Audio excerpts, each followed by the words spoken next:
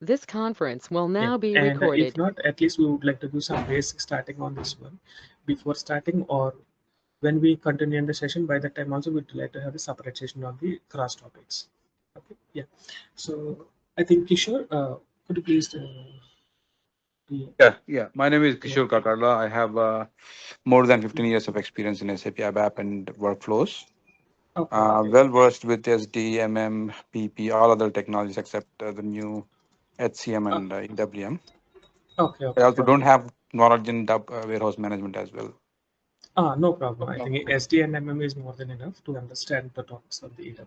Yeah. So anyhow, we'll be discussing about the flow of starting from the ERP modules to EW. Okay. Okay. Thank Yeah. you. Thank you. Thank you. Yeah. Bharat.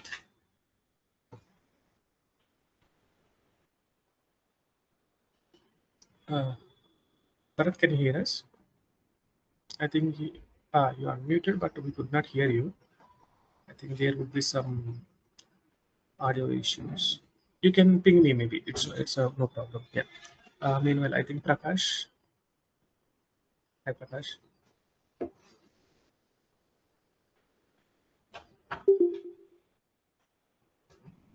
Mm, can you hear us? I think Prakash, you're muted. Yeah, Mm, I oh, have around 10 years of experience in MM and like around 2 years in EWM functional. okay, basically. And are you aware of anything about ABAP, like basics, debugging, what is internal Yeah, data? yeah, basics, yes, basics. Okay, basic understanding is there. Okay, cool. That helps a lot. Yes, thank you. Thank you, Prakash. And Amini,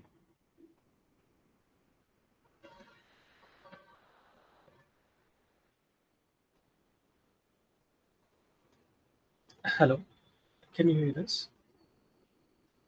Okay, yeah, please. I think we could not hear you. Maybe you can ping that about your background. You're still muted. Hey, can you hear me? Yeah, but yeah, we can hear you. Yep, I'm an SAP functional consultant. Mhm. I'm in PP and logistics. Okay, okay. I'm And what 3PM. about ABAP? So any idea about basics and debugging skills? Or no? I can say the very basic, not that much expertise in ABAP. Okay, okay, yeah. That's fine. Thank you. And you can understand what is a table, what is internal data, Yeah, right? Oh, yes, okay. that we can. And what about object-oriented programming? No, I've not done that much. Okay, no problem. Yeah, so I will try to explain the topics. Yes, and yeah, Mini, I think still we are not able to hear you. And Shyam, yeah, thanks, Bharat. Yeah, thanks for the introduction. Shyam, can you hear us?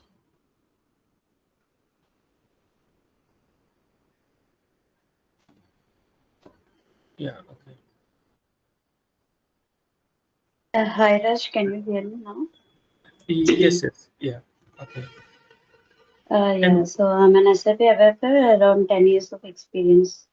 mm-hmm. So I don't have any idea in the EWM, but I And worked on various modules.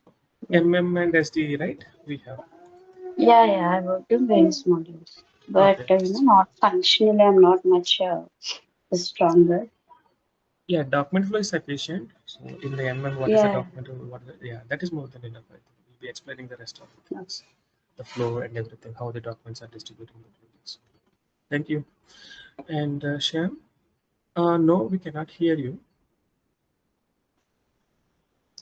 Maybe you can type in like the background, the details about your professional background.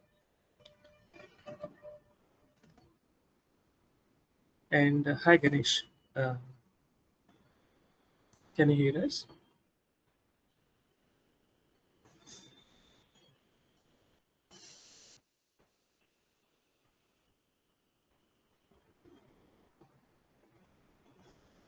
Uh, Ganesh, I think still we cannot hear you. Maybe you can also type in more about your professional background.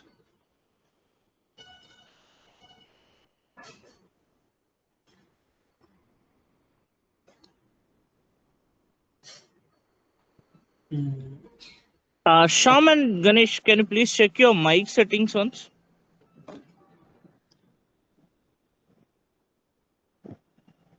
okay, meanwhile we can continue. Okay, Shyam, ABAP with 15 years. And what about functional exposure? You got a chance to work on MM and SD, right?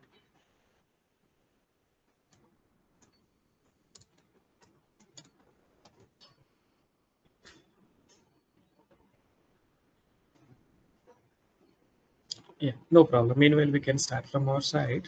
Okay, let Ganesh bring his experience. Okay. Yeah, thank you guys. Thanks for joining and good morning, one and all, and good evening. Someone is from the on site. Yeah, so this is Raju and having 15 years of experience in SAP as a technical consultant and working for mostly for logistics areas. Okay, so working for MMSD and WM, EWM, and TM. And so we'll be having the various sessions with AWM and thanks for joining now. And let us first see about the what is our course content and how we're going to proceed with the course. What topics we are going to cover as a first step and the next step like that.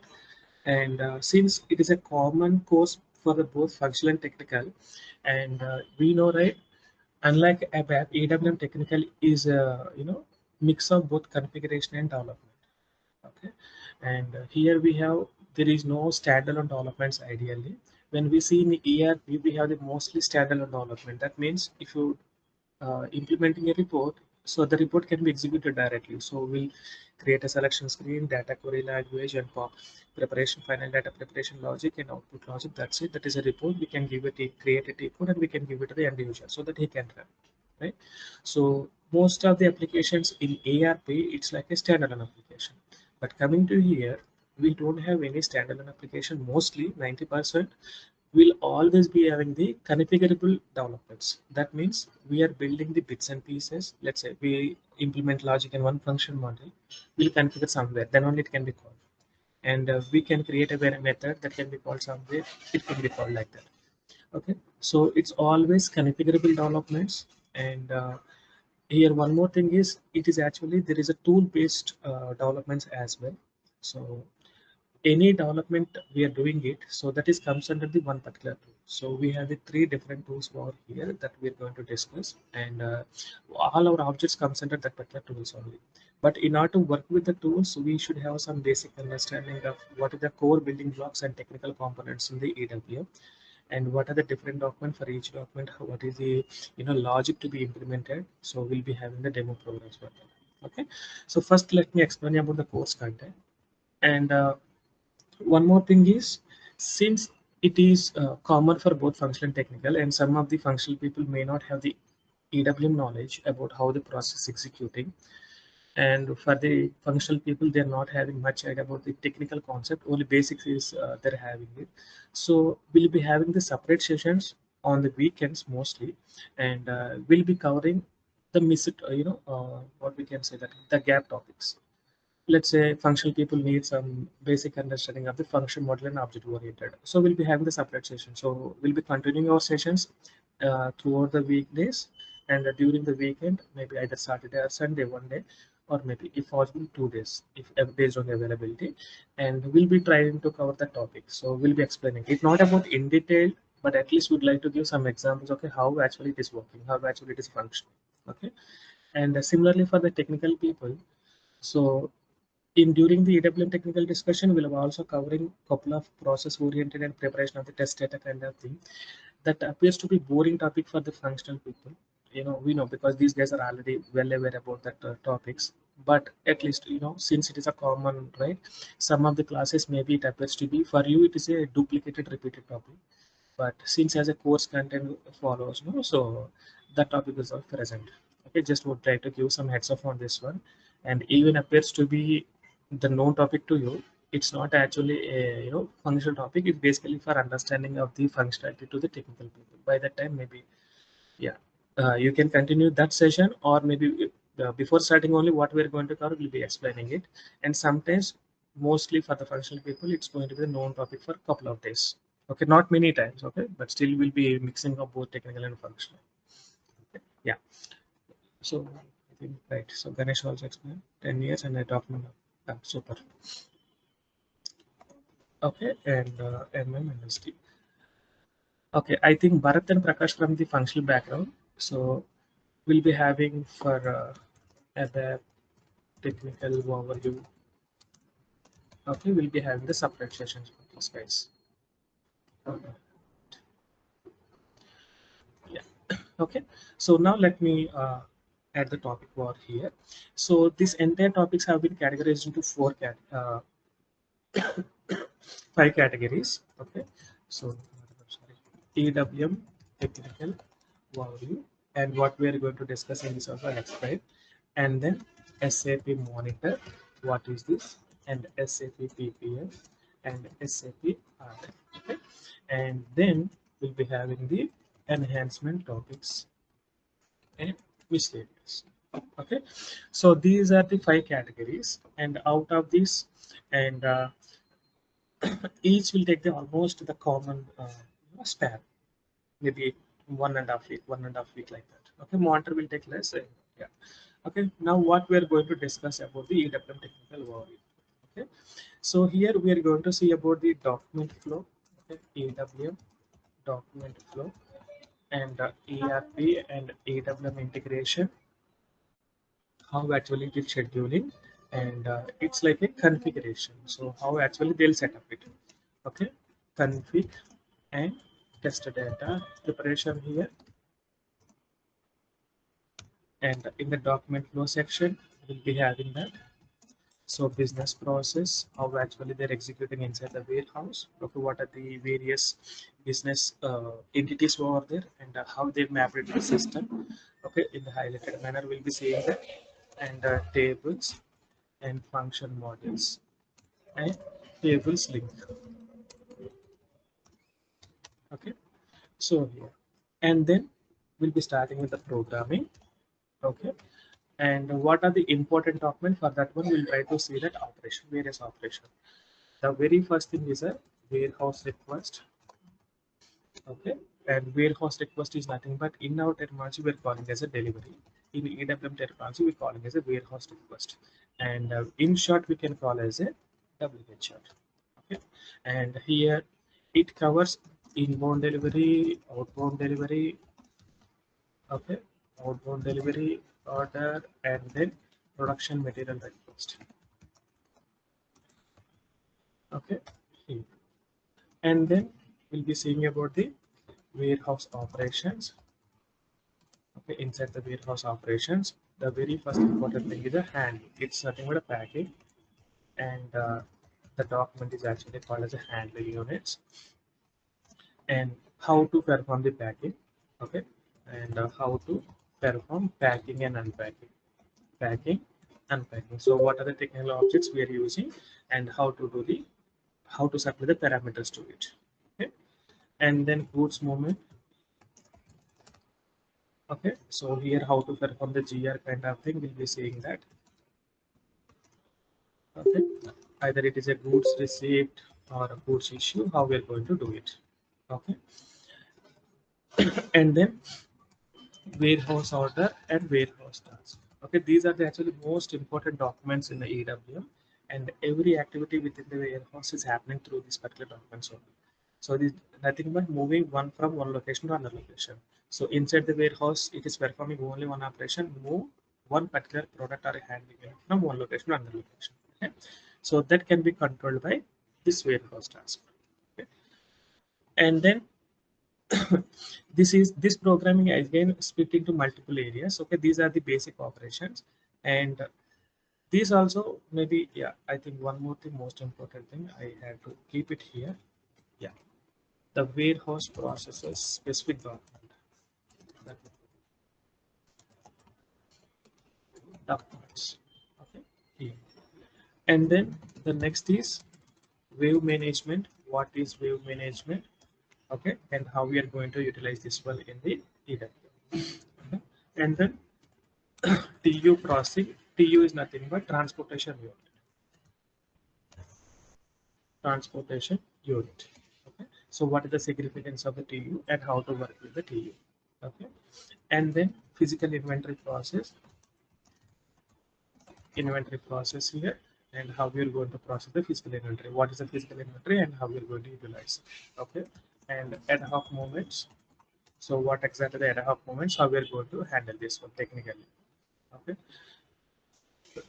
And then staging and consumption, and this actually belongs to the production integration. It is also called as a PP scenario. Okay, production planning scenario, consumption and staging. So what is the consumption, how to handle, and what is the staging, and then replenishment. So these are the some of the major operations happening within the warehouse. And for this one, once you know about this core logic, and you can apply in all other location. Okay, here actually what we'll be doing and what are the functional or classes we have to use for performing this operation, and then what is the the core logic that can be applied in other areas. Okay, here we are seeing the demo program, and this demo program basic logic we are going to utilize in the rest of the area, so in any of this other location. Okay, and once you are aware of this one, almost 50% of your AWM knowledge is already you received it. So because wherever you go, so we have to apply the same piece of logic. Okay, and basically one more thing is here there are three operations, right? So query, how to get the data, and create operation and update operations. Okay, so for everything we are going to see about this one. Okay, how to get the handling units, how to update the handling unit, how to create handling unit, and warehouse tasks, how to create a handling unit, how to confirm, how to cancel, how to get the list of warehouse tasks or warehouse orders, kind of thing. Okay, so everywhere we are going to see these operations. So this is about the EWM technical overview. Okay, then SAP Monitor. So SAP Monitor, what is SAP Monitor? This is basically a centralized tool. Okay, centralized tool in EWM, and this is basically for performing the reporting. Okay, so why centralized tool? Okay, in ERP, let's say for example, if I want to see the list of purchase orders, we have the various transaction code, right? ME2N, ME2M, ME2L. So ME2L for list of purchase order for the vendor, right? And ME2M means list of purchase order for the material. And ME2M means list of purchase order with some generic input, right? And if I want to see the list of sales orders, we have the VA04. If I want to see the list of billing documents, I think VF04, VF05 something, right? So for the reporting purpose in ARP, we have the dedicated and separate transactions. But coming to the SAP EWM, for entire module, we have only one transaction that is called as a monitor, and there we can run all the reports. So the reports are arranged in a hierarchical manner.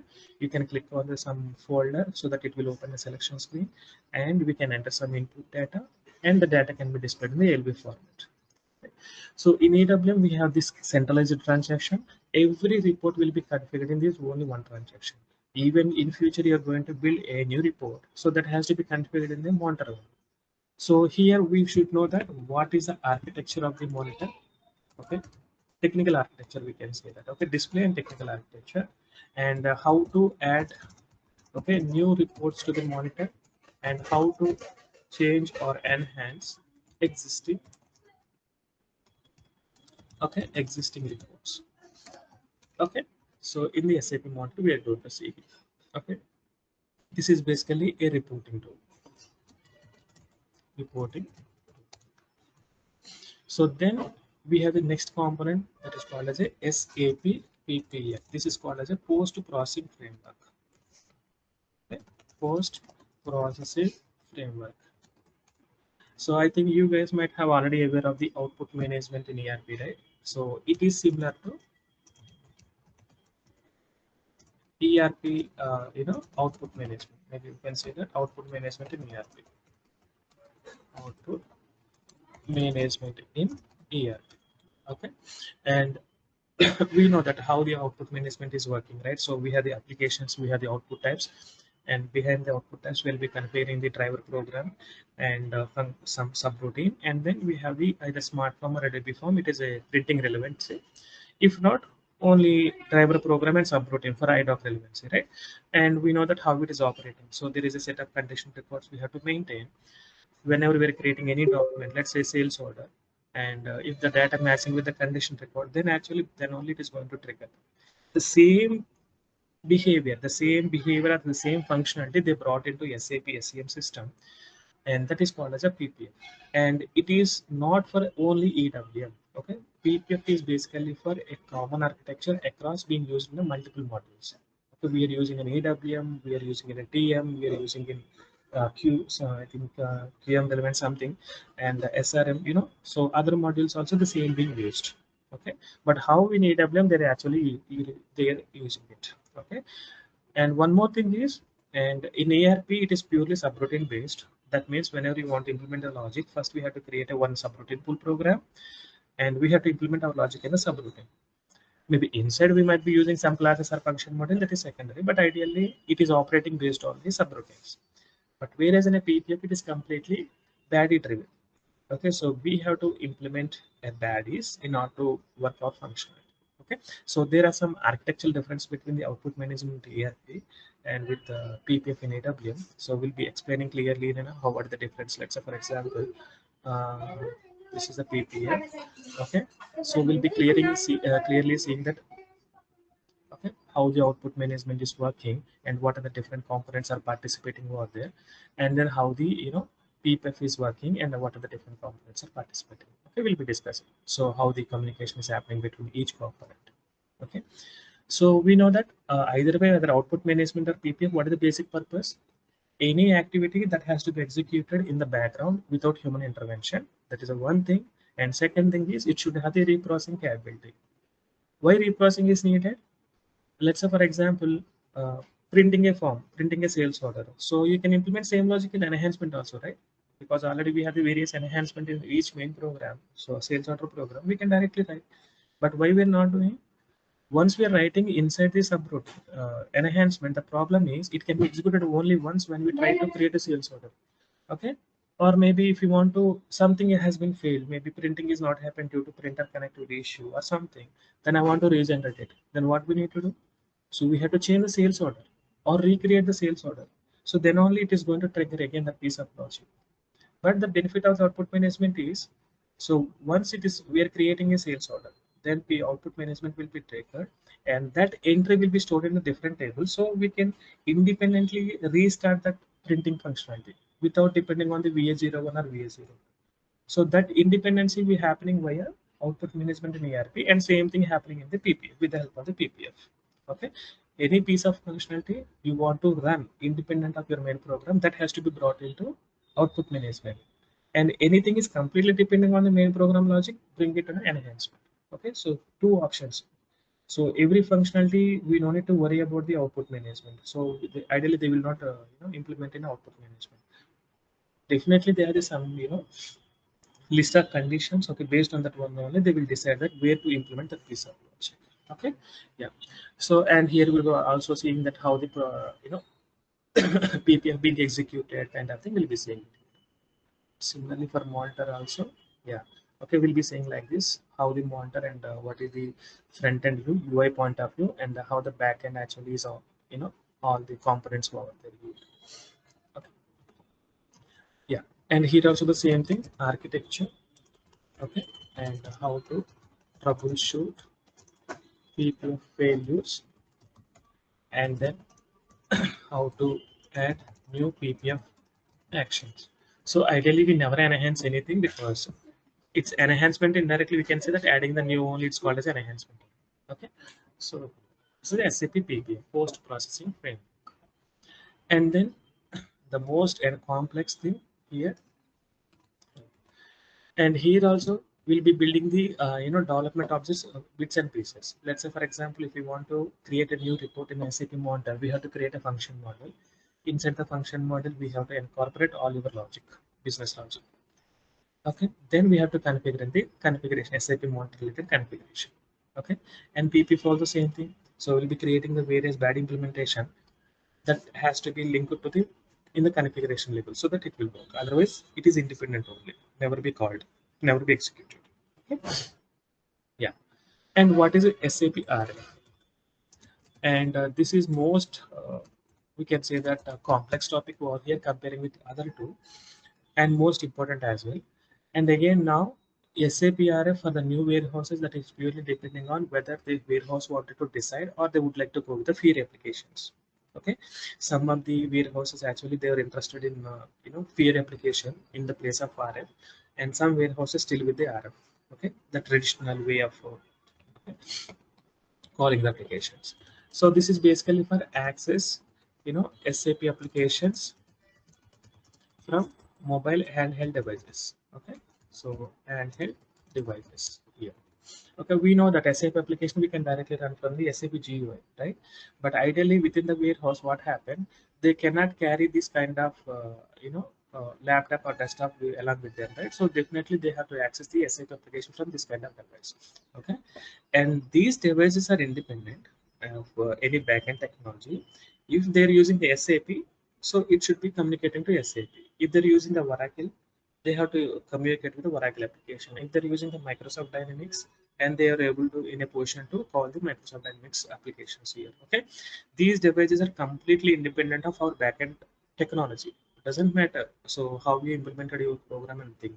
So they have the certain rules based on that only it can be called. Okay, and one more thing is there are two types of devices, two kinds. So one is a traditional devices like this, and mostly they are using the HTML related stuff, and the advanced devices. Okay, advanced devices are capable of calling the any kind of latest UI technology. It could be a Fiori application, Fiori or UI5 application. It could be a device specific like Android application or Apple apps. So in this time, the backend logic is going to be from our SAP, and the front end is going to be any UI technology. Okay, but here SAP RF is a traditional technology, so we'll be implementing everything in our system, and how we're going to bring the application to here. Okay, but these applications are very various limitations. Okay, so sorry, RF application we can call as a There is special. no solution for the SAP. So you only have. Hello. Hello. Any question? Thanks. Okay. Yeah. So maybe you can raise your hand if you have any question. Okay. So yeah. Okay. It's a special type of module pool program. Okay. So we know that what is the module pool program and what is the purpose of it. This is basically a data entry program, right? So whenever I want to create any document, I can create using the module pool program, correct? And it contains the one-to-many screen, and each screen having its own logic that is called as a flow logic. And once processing of the one screen is completed, it is going to call the next screen, right? Ideally, how the module. And RF is also same. This is basically module pool only. So indirectly, we can say that we have the several screens we design with some limitations. Okay. So limitation, because the very first limitation visually we can observe that screen size.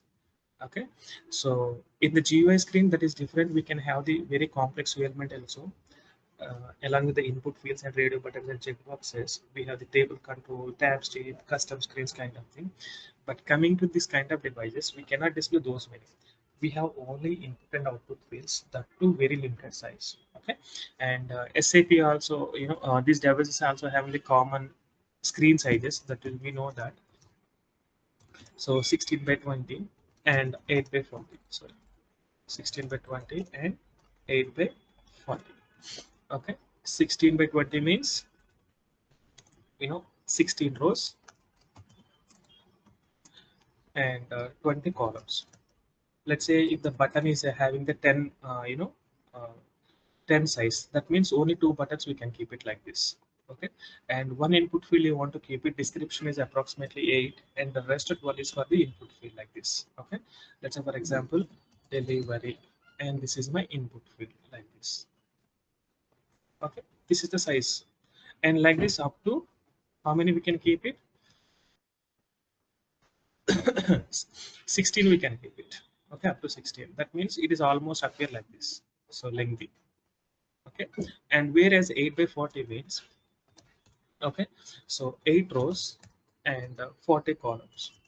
Column means one line. Just assume that one character line, you can assume that here. Okay, and here also a little bit different. Okay, so delivery and item also we can keep it here, kind of thing. Okay, so because it is a little bit extra length we have, right, like this, but it is only spans 8 rows, and within a one line we can keep 4 buttons: BTN2 and BTN3 and BTN4. But here we do have only 2 buttons: BTN1 and BTN2 and BTN3 and BTN4, like this. Okay, the design is a little bit different comparing this one. And here some of the devices having the 8x40 and some of the devices have the 16x20. And other than this, some new devices might have the different kind of adjustment. According to that one, we have to create in the background. Okay, and these are all screens. Okay, this is completely screen programming. So we'll be going to discuss what is a model pool program and how it looks, and how actually what kind of logic we're going to keep it, and similarly what is the RF application and what are the limitations here. Okay, and this is heavily configurable programs. Okay, so and here one of the challenging topic is not for creating the new application, enhancing the standard application. Okay, enhance standard RF application, that is very much challenging. So we must carefully do the changes here. Okay, so create new RF transactions here we are. Okay, it will consume the significant time in the overall writing actually, because to explain and to run the scenarios and explain the topics, it will take some significant time comparing with other areas. Okay, yeah. So this is the SAP RF, and then enhancements. Okay, enhancements here. Okay, so how to identify an enhancement and enhancements here. And one more thing is comparing with the ERP. So in ERP, we know, right, we have the different enhancement techniques, right? So we have the user exit, we have the customer exits, we have the baddies, we have the enhancement framework where we have the explicit and implicit enhancement, we have the BTEs, right, business transaction events, we have validation and substitutions. So any custom functionality based on the model, we can have the multiple options in the ERP. But coming to the EWM, it is very limited. So we'll be having the baddies and enhancement framework. Okay? Enhancement framework. We don't have any user exit and customer exits here. Okay, but these are properly arranged. In order to identify an ERP about the baddies, it is very difficult. So either you have to go to debugging option, we'll go right. Then only we are going to identify that what are the baddies available. But coming to here, so in SAP itself, they clearly arranged where exactly the baddies, in what scenario they will trigger. Okay, the documentation also provided. Once again, let me show you how it looks.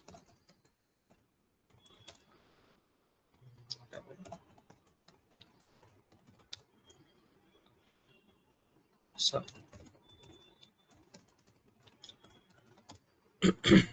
okay, and then here,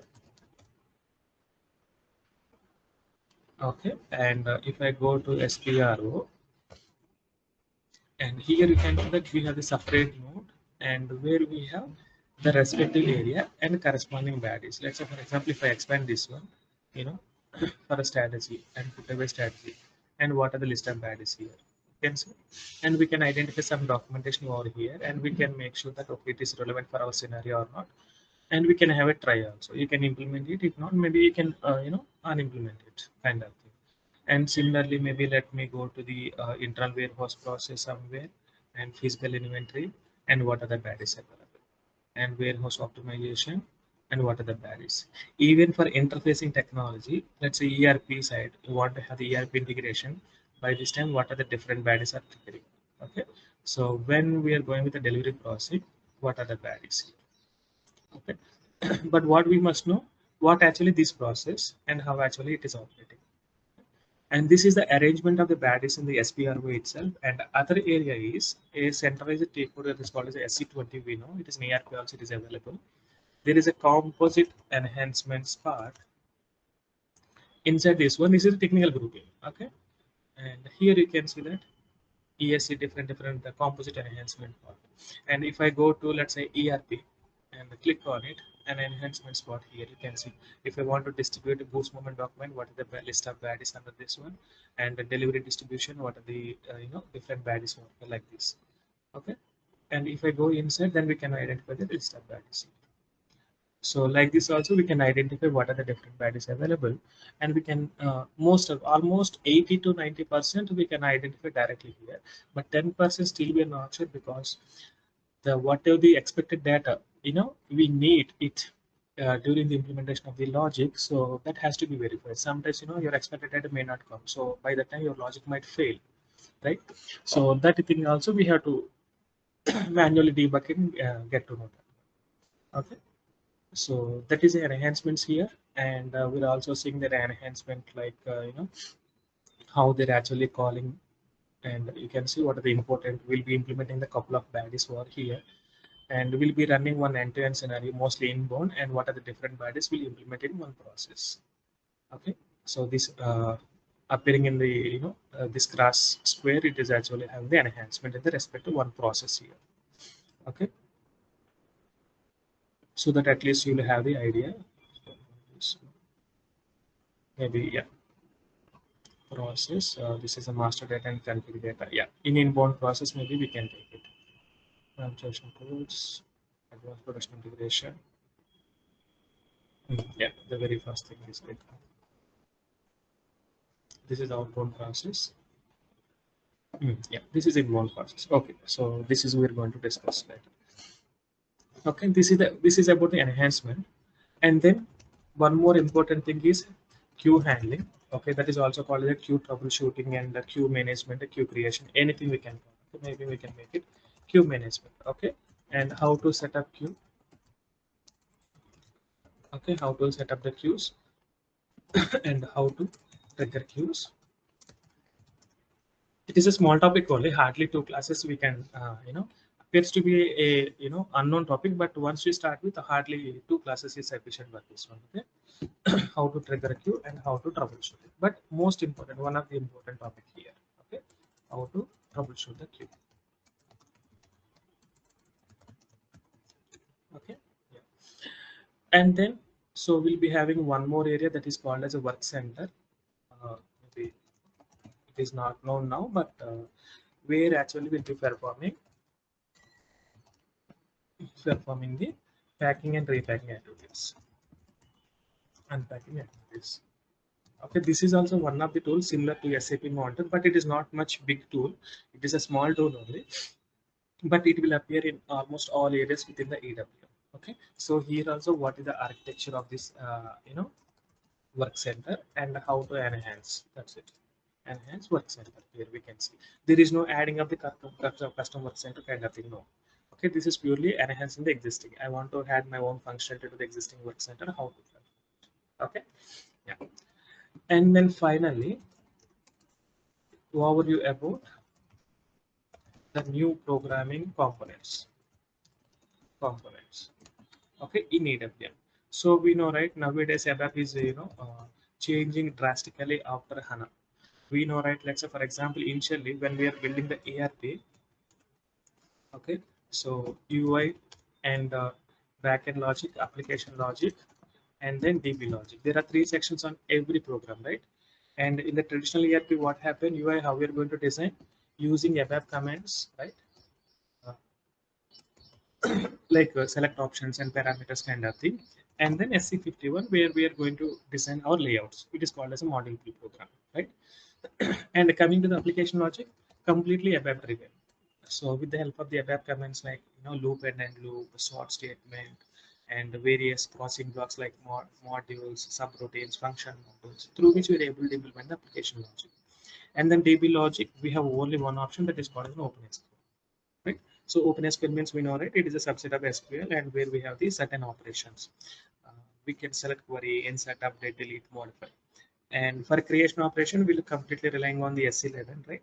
So there we are going to create our tables. So that means there is no table creation through the commands. We are doing using the S11 transaction code, right? But coming to the accessing the data inside the table, so we are able to handle via OpenSQL statement. So that is a traditional programming. Then what happened? And ERP with WebDen Pro.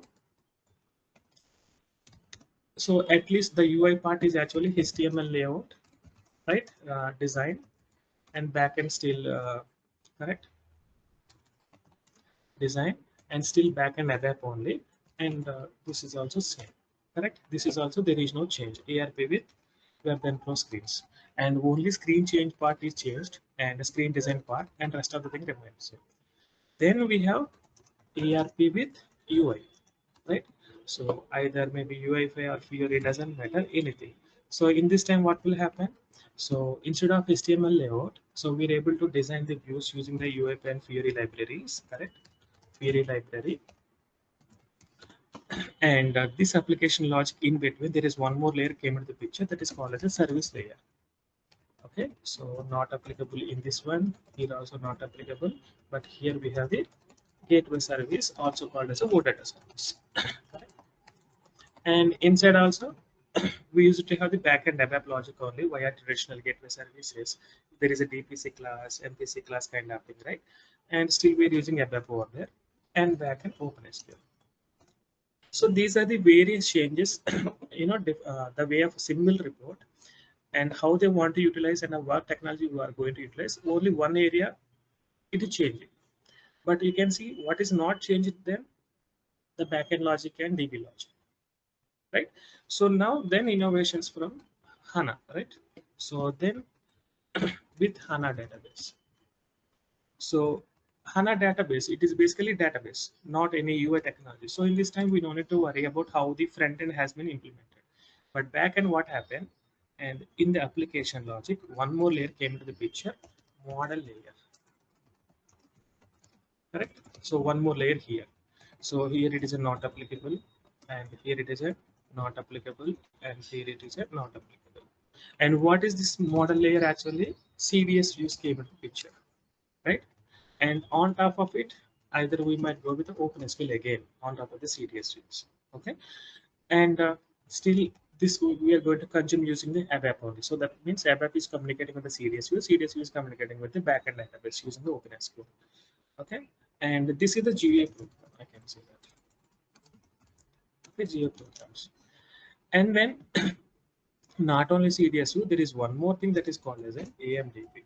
Okay, earlier there are few more things that is called as a HANA models. Okay, HANA models, and that via external view that is obsolete now. We are not at all using it. Okay, and database procedures, and that were database procedure proxy. Okay, there are a couple of objects which are actually obsolete nowadays, which are no more being used here in S4 point of view, and only we are using CDS and AMDPs. Okay, and basically these objects, maybe I can bring it this. Okay, let me keep it here, and this is the DB objects here. Okay, here it is. This is called as a HANA models. Okay, and here database procedure process. So we and here not applicable, and we're not able to create any objects inside the database. But as and when HANA is coming, somehow we're able to create the database objects here. So we have the access to the database, and there is an editor where we can create our developments, and that can be consumed by the ABAP programs. Okay, so via the reference objects here. Yeah. Okay. So GA programs with the HANA DB access. Then what happened? All of a sudden, then one more a big change came. Okay. Still with HANA DB, and here the most important thing is a SADL technique. Okay, CDS and SADL. So here what we're able to do is we can without any OpenSQL. Okay, so no OpenSQL here, directly the UI program here. Okay, maybe any UI5 or Fiori app. Okay, and service on top of CDS view, and there is no need to write any OpenSQL statement. Directly it can be converting HTTP request to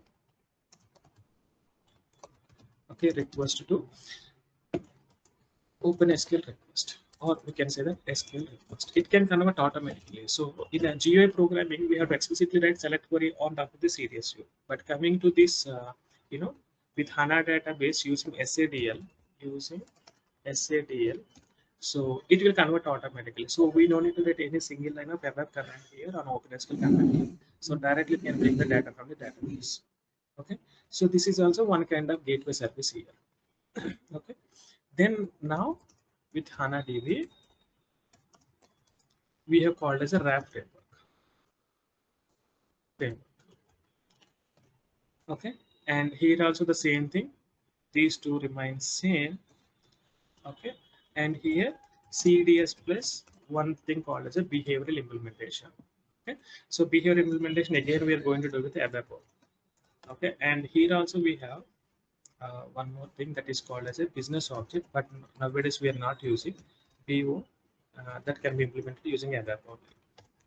Okay, but we are no more using that feature, but still we can see those objects. I will show you that one also. Not in TM, but other models still they're using that. EWM or not in EWM, some other models.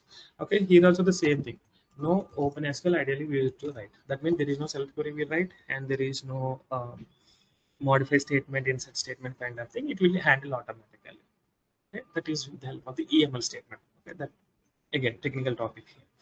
Here you can see that when UI advancements are happen, then where is the change here? When database advancement happen, where is the change here?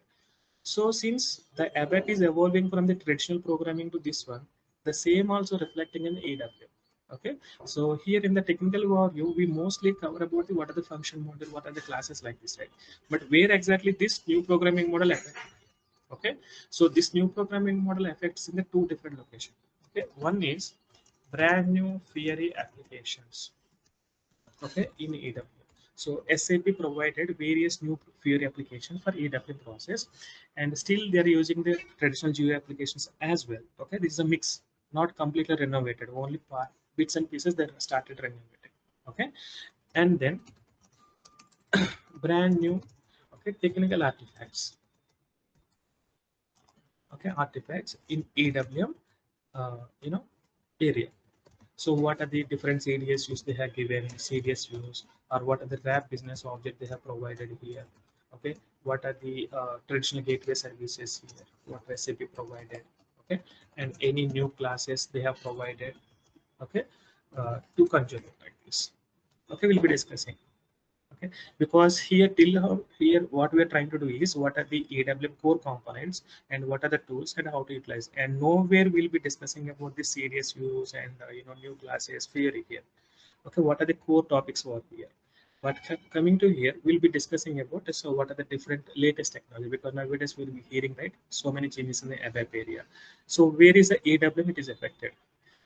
Okay, and but most of the warehouses still not interested into implement immediately about this one.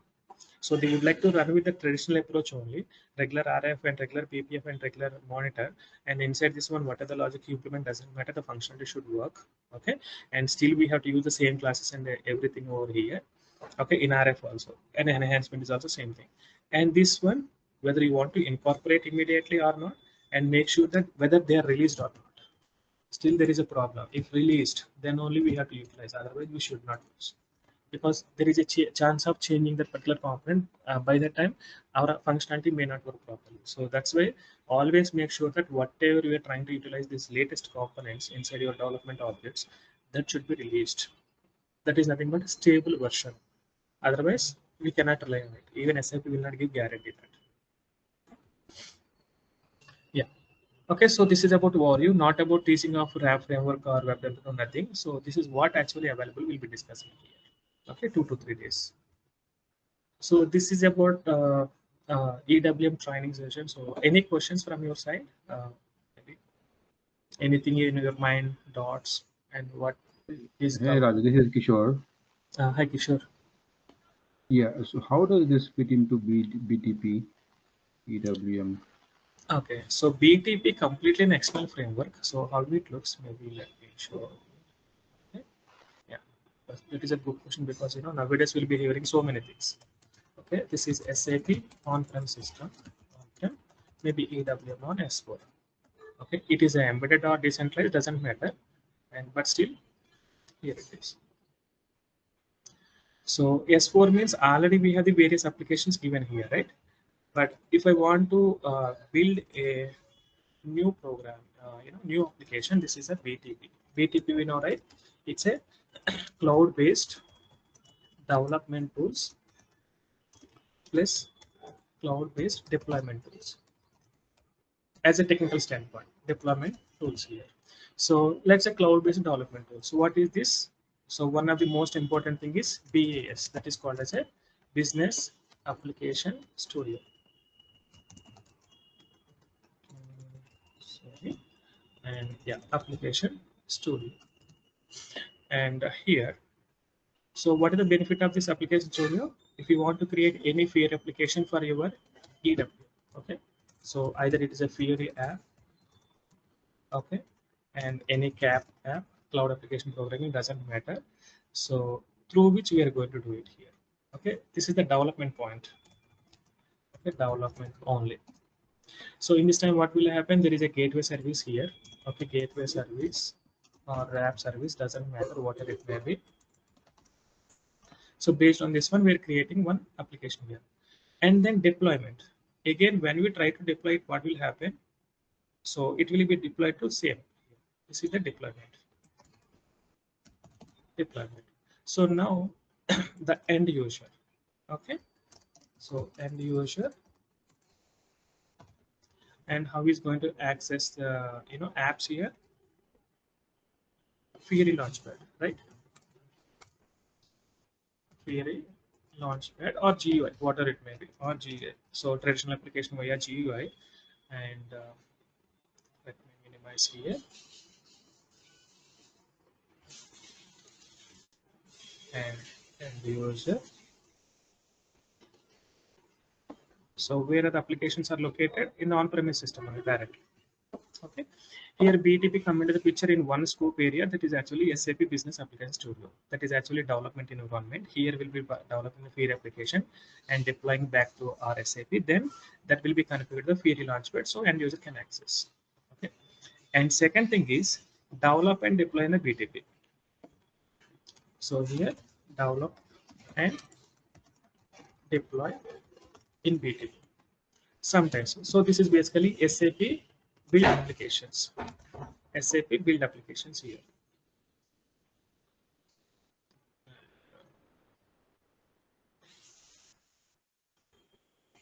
Okay. So here what will happen? And some of the services we can communicate, and this application still it is located here. Okay. And application report. Okay. And what will happen? Still it is located here only, and the way of accessing via some URL and everything, that will be configured to our Fiori Launchpad. Okay, so Fiori Launchpad is a very important component here. So there we have to link our application. Now you can see end user doesn't know that from where actually application is located. Okay, it can be from on-premise, it can be from the BTP, it doesn't matter. Okay, the way of development and the way of location is availability is different. But end user, no worry about this one. Okay, this is another kind of applications here. Okay, using application report. And next activity is external services. Okay, connecting to external services here. Okay, what are the different types of external services? One of the most important nowadays, okay, quite common still with also, that is AI services, right? So let's say, for example, here in one of the system, let's say stock overview. Okay, I want to analyze my stock overview. In this time, what I can do? So traditional ABAP, I can write my logic. There is no doubt. Maybe based on data from some of the tables, I can check. Okay, this is like that. But now, if I give the same data to the AI service via BTP, then it can analyze. The result will be sent back to us, so that that can be displayed here. Okay. So what will happen? There is an application here only. Here only will be creating here. Maybe connecting service. I can make it here. Okay, like this, and here I have to link AI services. So the basic data supply happen from here to here. Okay, and then it is going to connect to the any of the service. Okay, here mostly AI service, let's assume that, and that result will be given, and what are the app they're using, they can see the result from. Okay, so this AI service is also one of the thing is AI service. Let me explain others as well. Okay,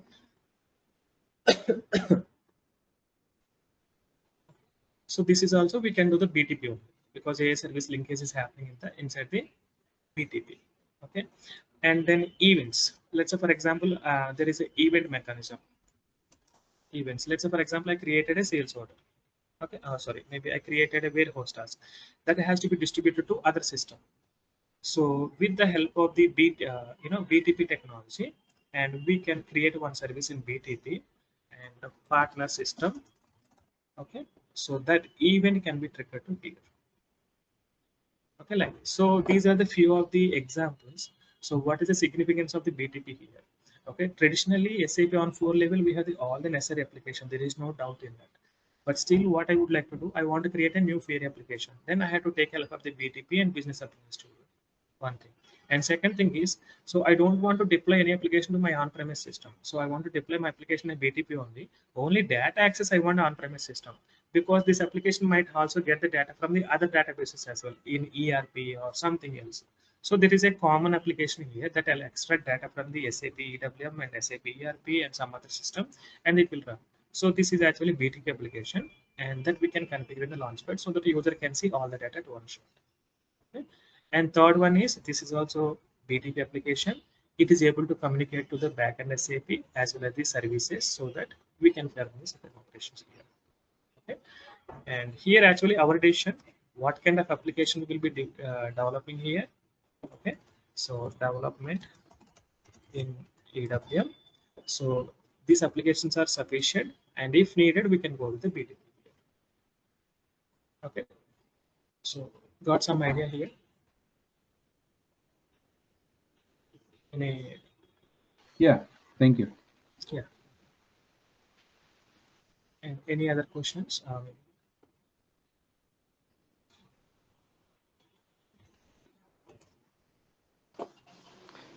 Hi, sir. Aditya here. Yeah, Anissa, please. Yeah, you will be covering mob GUI, that one also, right? Screen personas. Screen personas will be covering it as part of the RF. Actually, the linkage, right? So we'll be covering the mob GUI. That is actually a very small topic. Okay. Okay, yeah, mobile GUI. Mobile GUI and ITS both will be covering it. And any other questions here in the course content? That body and enhancement framework, you will be covering the detail, how the structure, what is the body structure looks like that, right? Everything. Yeah, will be. Yeah, you mean to say you're from technical or functional background? Sorry.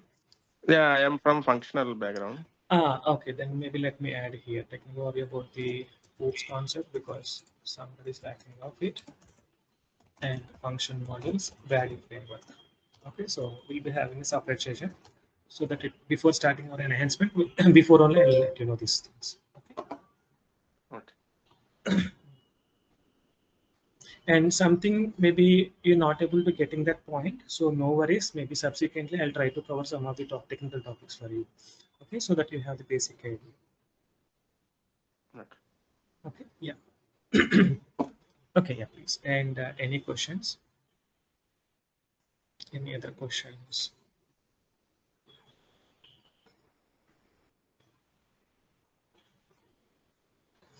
Okay, yeah. I think maybe mostly we'll plan to start from tomorrow onwards, and daily we would like to have the 1.5 hour to 2 hour session from 6:30 to 8:30. Maybe if time permits, we can also prepone it from 6 to 8.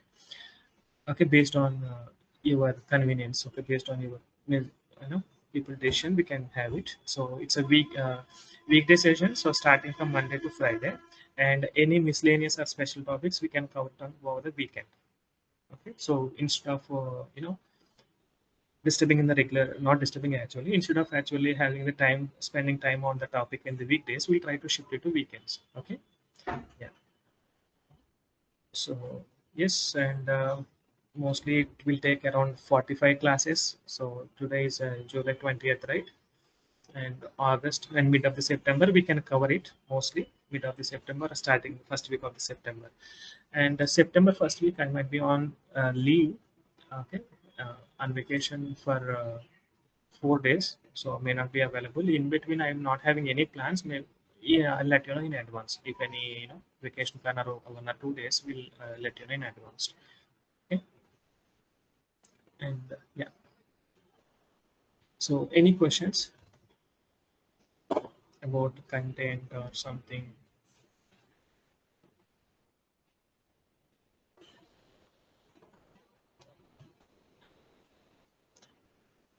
Yeah. Okay. No question. Then fine. We can continue.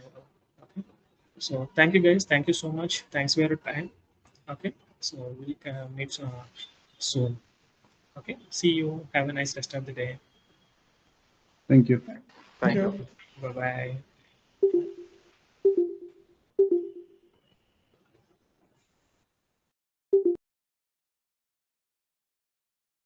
This conference will now be recorded.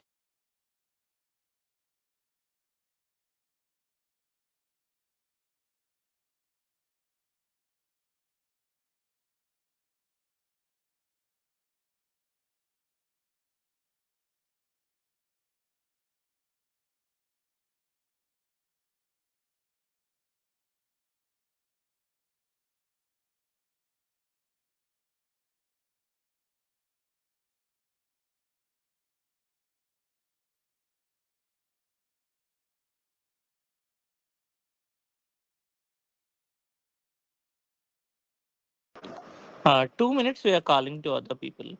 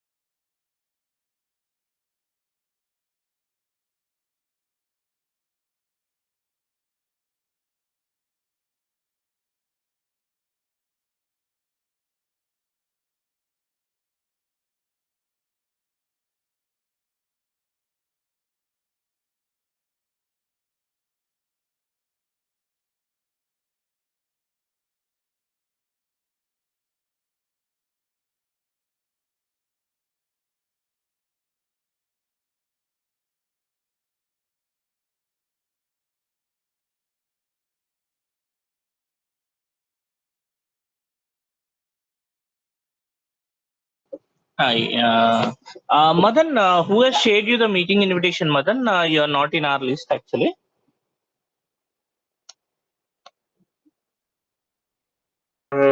Yesterday I have called to the Expertsoft. Okay. So someone from the team they shared Okay. Naveen. Yeah. Fine. No problem. Okay.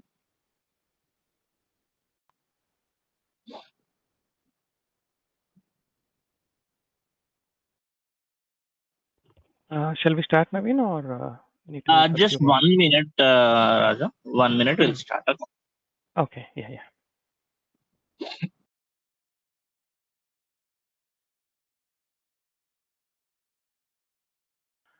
I think meanwhile I'll check with the new candidates about the Yeah. background. I guess Madhu is the new participant today. You can check. Okay, Apart and from Madhu, I guess everyone has Chandra, joined. Aditya Chandra joined yesterday. Chandra, I guess he joined yesterday. I guess, right? Chandra, hello. Hello. Okay, Chandra also he didn't join yesterday. Yeah. Yeah, I think. Chandra Hi, and Madan, could you please brief your introduction so that trainer will know your background? from technical or functional background? Yeah, I'm Chandrasekhar from Technical. Technical background. And you are aware of any document flow about SD or MM something? Yeah, it's Okay. something I know. Okay, cool. Yeah, thank you. Thanks, Chandra. Hi, Madan. Good morning. Hi, Raju. So, Good morning. I'm also from technical background. I am aware of SDMM document flows. Yes. okay, super. Yeah, that helps a lot. And Aditya, I think Aditya, right? Yes, Raj. I am from functional background. Okay. On EWM. I am working on EWM. Okay. So anything about core basics about ABAP? What is function module? What is a class? How to debug? Any idea? Yeah. Function module I'm aware, but class methods, those I'm a little bit, not that Okay. much. And what about the debugging skills? Are you aware of Yeah, debugging? basic debugging I know. Like we have 4 keys /h some. Yeah. Okay. So very Yeah. basic. Yeah. Cool. Okay. So fine.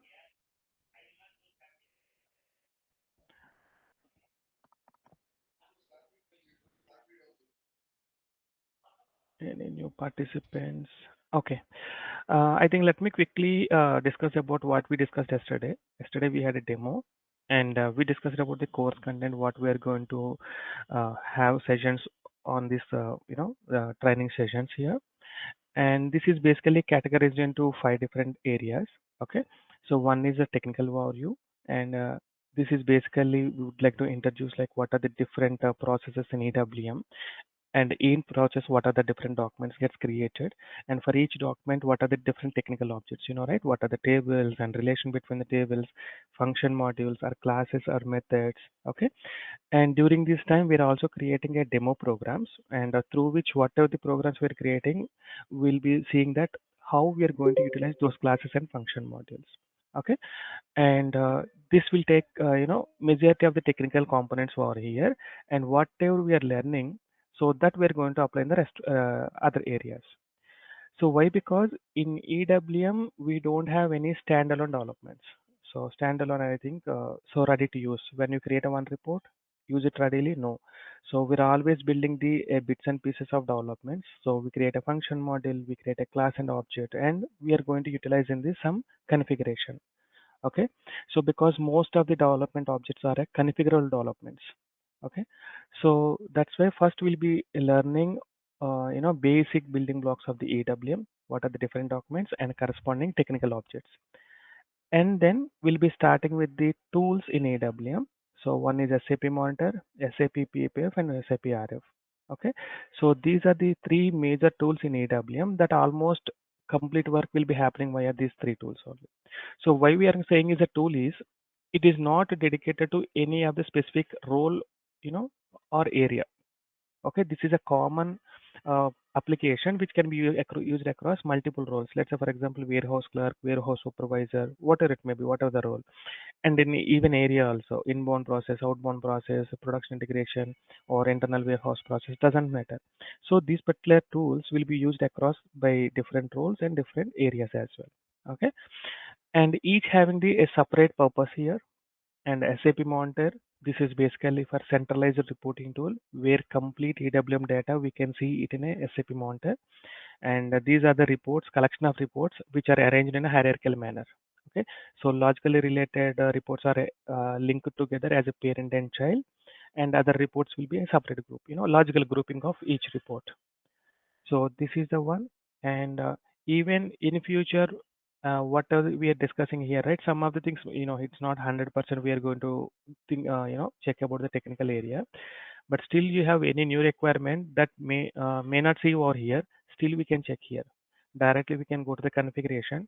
There we can see the function model of the for reporting purpose, and inside definitely there is a logic. So this is very, very important, very much important. If you are equipped with this one, so almost complete EWM related logic we can see it in SAP Monitor. Okay, but we need to perform some tweaks based on our requirements. It is not like as is, but at least we can understand the flow, how actually it is executing and how it is actually bringing the data kind of thing. Okay, and along with the reporting tool, along with just simply displaying the data, and it also having the certain functionality, additional functionality, that navigation and parent and child relation, even some small activities with the less input. Let's say, for example, we have one document, you want to do some additional document changing or something, so that is also allowed over here. Okay, we'll see in detail what kind of operation we can perform. Okay, so this is the first tool we'll be going to having the sessions on this. And second one is SAP PPF, post processing framework. Okay, and this is not specific to EWM. This is the common tool across the multiple modules, and one of the module is EWM and other modules is going to be TM and SRM kind of thing. And this is having its own architecture. Okay, and this is similar to output management in ERP, so that we are doing it in a NACE transaction. And similarly here also we have the same features, but the technical architecture is completely different from the ERP. Okay, so ERP level it is having the different kind of architecture, and the EWM we have the different architecture, but the purpose remains same. Okay, what are the functionality which we want to execute in the background, plus we need to have the reprocessing capabilities that we are going to do it in a SAP PPF. Okay, and for this one the prerequisite is we need to understand the baddies. Okay, and I'll give you some high level overview about the baddies, how which are actually operating, so that you can understand better on this one. Okay, and third one is SAP RF, radio frequency.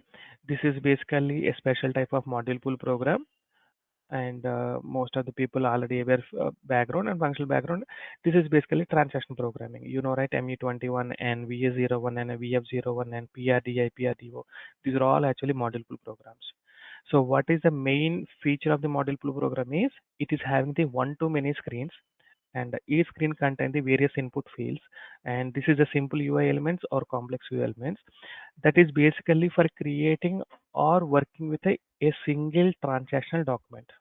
Okay, let's say VA01, one single sales order at a time, ME21 and one purchase order at a time. So, and PRDA, one delivery at a time. So you want to operate with. Okay, so whenever you have to handle one specific document, then that we are going to create a model pool program. Okay, so create, change and delete or any additional operations over there. Okay, so RF is also similar. It is a special type of model pool program, and this is not only just a single program, actually collection of RF applications. Okay, there is a framework behind of RF application, and we'll be interacting with each RF application separately. Okay, so this is way of accessing the SAP applications from the mobile handheld devices. Mobile means it can be carried across locations. So how we are going to create application and how we are going to access from the mobile. So what are the steps over here? We'll be seeing it. Okay, this is the RF. So these are the three, And these are again not completely a standalone developments. These are completely configurable developments. We have 50% development and 50% configuration like that, you know. So monitor is less configuration comparatively development, and PPF is also same, but RF is heavily configurable objects. Heavily configure every small thing we have to configure it, and then only it will start working it. Okay, this is highly configurable, less configurable, less configuration. Okay, and then enhancement here, and where exactly we can see the list of enhancements for EWM, and process wise and technical wise. There are two areas. Process wise we can see it in SPRO, and technical grouping we can see it in a SC20 transaction. Okay, and we'll be discussing couple of enhancements in the EWM, and we'll be implementing and we'll see the behavior. Okay, and the queue management. So this is one of the important area, whether we are working on embedded system or decentralized, still queue management is operating. Okay, the basic way of distributing the data from ERP to EWM and vice versa happening via queues only. So here, how to maintain the queue, queues for the standard process, as well as the how to create a custom queue our own for custom process. In what scenario ideally we are going to generate a queues. Okay, and if something went wrong, something is not working, then how to troubleshoot it. Okay, so that queue management. And Work Center is a small tool within EWM. It is almost similar to here only, but the purpose is very limited. This is basically used for packing and unpacking. So how to work with the Work Center and how to enhance the Work Center will be seen here. Okay. And apart from this one, okay, these are we'll be discussing mostly existing EWM artifacts with compatible with the old and new systems here. But now coming to S4HANA latest versions, we have a new brand new technical artifacts given by SAP. Okay, so which include CDS views, RAB, business objects, and gateway services, and the new classes kind of thing. So where exactly we can see, and we'll be discussing about the programming model. So not about in detail how it is implemented, because altogether these are the new technical components. You know, see, building a CDS view, building a RAB is actually technical thing, but we'll be seeing that existing given by SAP. Okay, so any questions from Madan, Chandra, or Aditya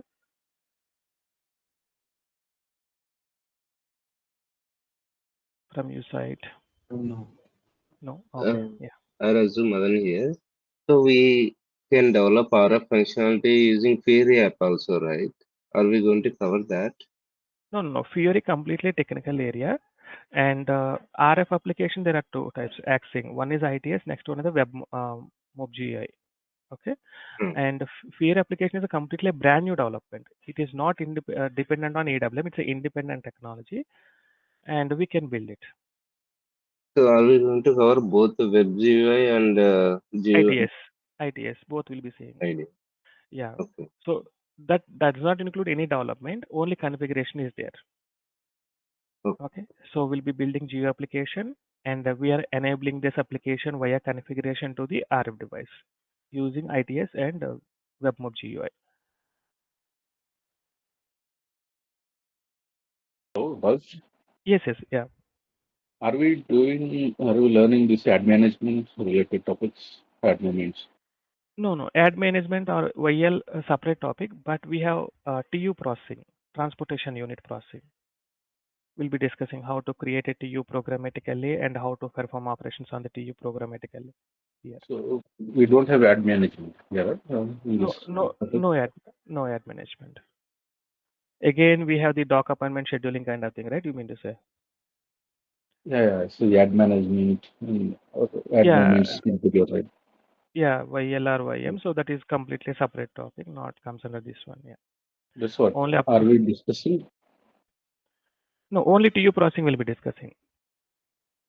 Transportation unit processing. This is comes under the ad only, right? So it will be created. Is it a decentralized environment or centralized environment? How are we going to? Yeah, we are working with the embedded system, and we'll be creating here. Not from any TM or something we're creating. We're manually creating here.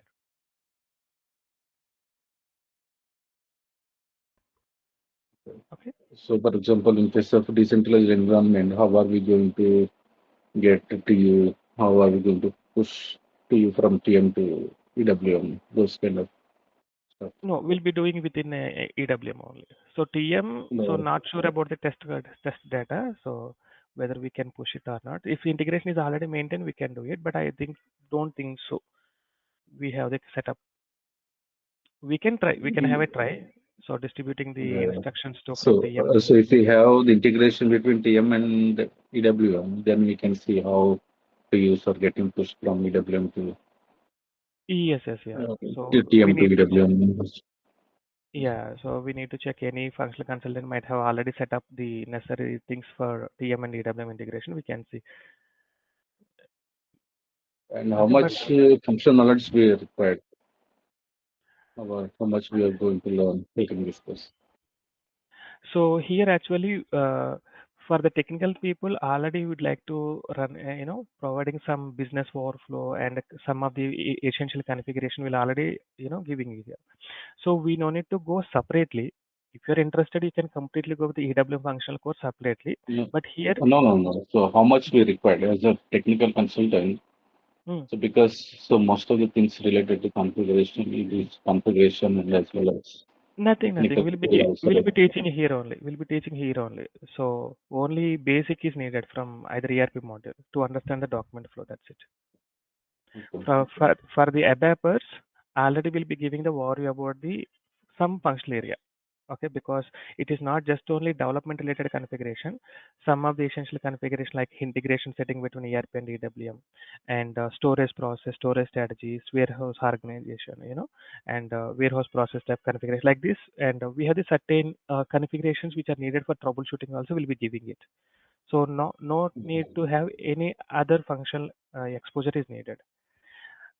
Okay, but main thing is for the functional people, so they have the some barrier over here, because if they have the basic understanding of the ABAP, so we can run through up to here, and in between I have to provide them a separate additional sessions about the oops, so then they can easily cope up with the rest of the things. Okay, so for technical people, not necessary. Yeah, please. So actually, ad management is a big topic which we are using. That's why I was Yeah. AVR, moment. Yeah, it is completely All those. separate topic. Yeah, correct. So why are we not covering in this? That's what I was wondering.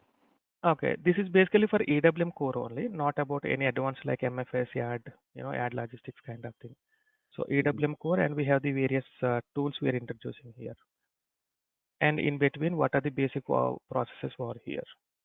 Inbound and outbound, production integration, and These are internet. fine. No, no problem. Okay, yeah. So we are not covering ad management here. Yeah. Okay. Okay, yeah. Okay. So any other question maybe before starting?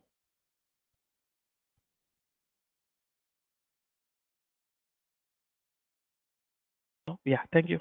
Okay, and today, so we'll be discussing about some business process overview and what are the different type of process in EWM and document flow when time permits. Okay, a little bit boring to the functional people today. I think Aditya, you're from the functional background, right? You might be get bored today, but do not worry. So we'll be jumping into the technical from tomorrow.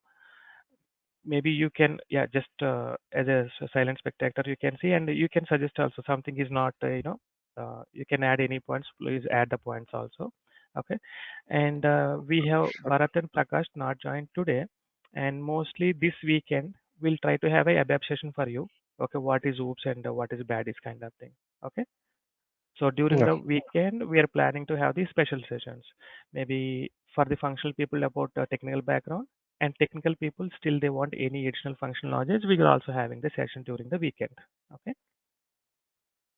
Okay. Okay. Yeah. Thank you. Okay. Now let us start. So let us see that typical warehouse layout and operations. So what is meant by warehouse? Okay. So this is also called as a storage facility. So where we are going to keep the stock which is related to the organization. So we can call as a storage location or plant storage location or some other terminology they can utilize. But ideally, so the warehouse means where we are keeping our products, right? And this layout, how actually it looks like, and how operations are performing. Okay, let me quickly address a sample diagram over here, and this is for entire warehouse. Okay, this is a entire warehouse, and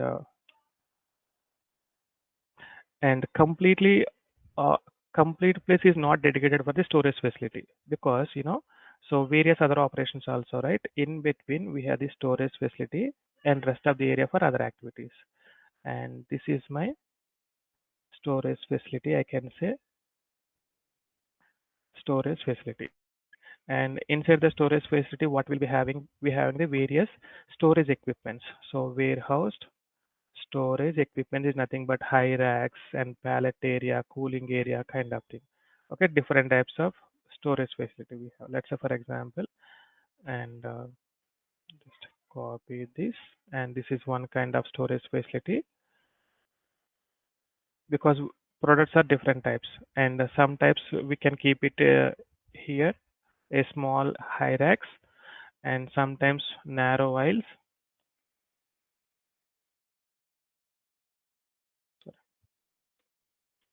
And this is very huge. Some kind of products they can keep it here, narrow aisles. And yeah, and then pallet storage, and here some big pallets.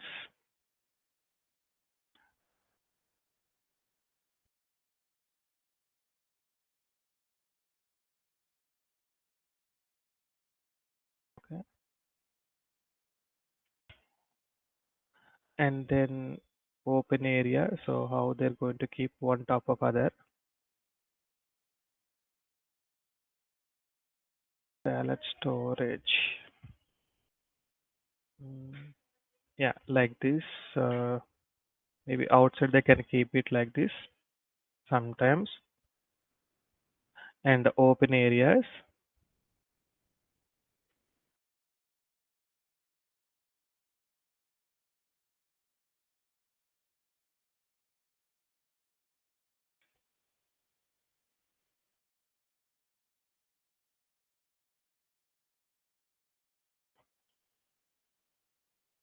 Like this. Okay, and open area. Oh, inside warehouse. Yeah, no problem. Okay, so ideally this storage area is storage facility segregated into multiple areas, so where they'll use some equipments like IRAX kind of thing, and sometimes they will keep some of the items on the open area as well. Okay, let's say for example any electrical big component like fridge, washing machine kind of thing, they cannot keep it in the storage facility, this kind of high racks, right? They will keep it outside only. And some of the products which can be packed into some boxes, they can simply keep it like this here. Okay, so that is depending on what kind of products they're dealing with. So generally, if a manufacturing company, almost they use it to have the common type of products. But whereas retail shops like Amazon kind of thing, Amazon, IKEA, this kind of thing, so we have the different characteristics of each product, and some products is going to be kept in this kind of area, and some products has to be kept like this. And let's say some cooling items also, they're also dealing with this food items kind of thing. They should have the cooling area over here. Okay, so this is the storage facility. This is basically for storing the products here. And apart from this area, what are the other areas actually? Okay, this is not just only this storage facility, and this is a warehouse complex. Sorry, not compound, complex. Okay, and this complex contain other areas like activities area. Okay, and this is inbound activity area, and this is outbound activity area.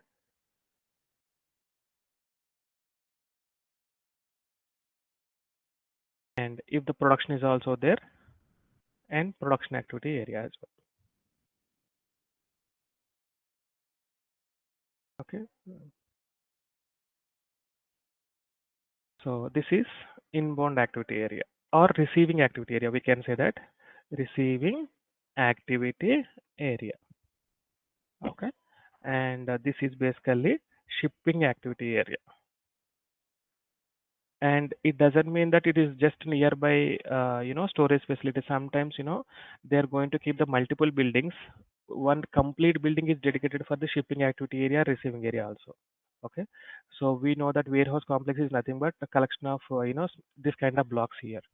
And this is completely dedicated for the storage facility, and another shed is basically for activity areas also. They can keep it. So it may not be necessary that entire shed is going to have the all kind of things here. Okay, so physically they can arrange like anything, so there is not necessary that it is going to be a fixed one. Okay, and this is the production activity area.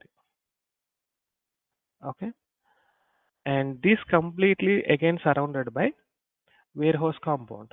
Okay, warehouse compound. This is a compound. And okay, this is the warehouse compound.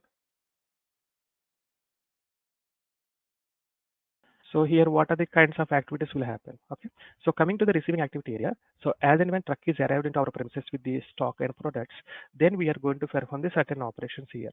Okay, so one is a GR, receiving the, okay, receiving the stock, or unloading, we can say that. Okay, unload it will be performed. Okay, and then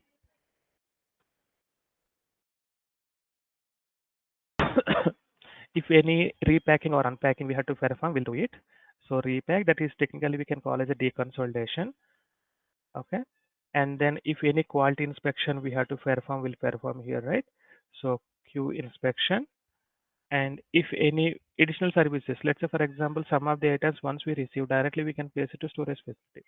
But some of the items we need to perform some additional operation. Let's say for example, any mechanical parts, we need to apply some kind of grease kind of thing, before actually storing into our premises, or any additional cleaning activities, or any, extra maintenance activities we have to perform, that we can do it here. That is called as a value added services.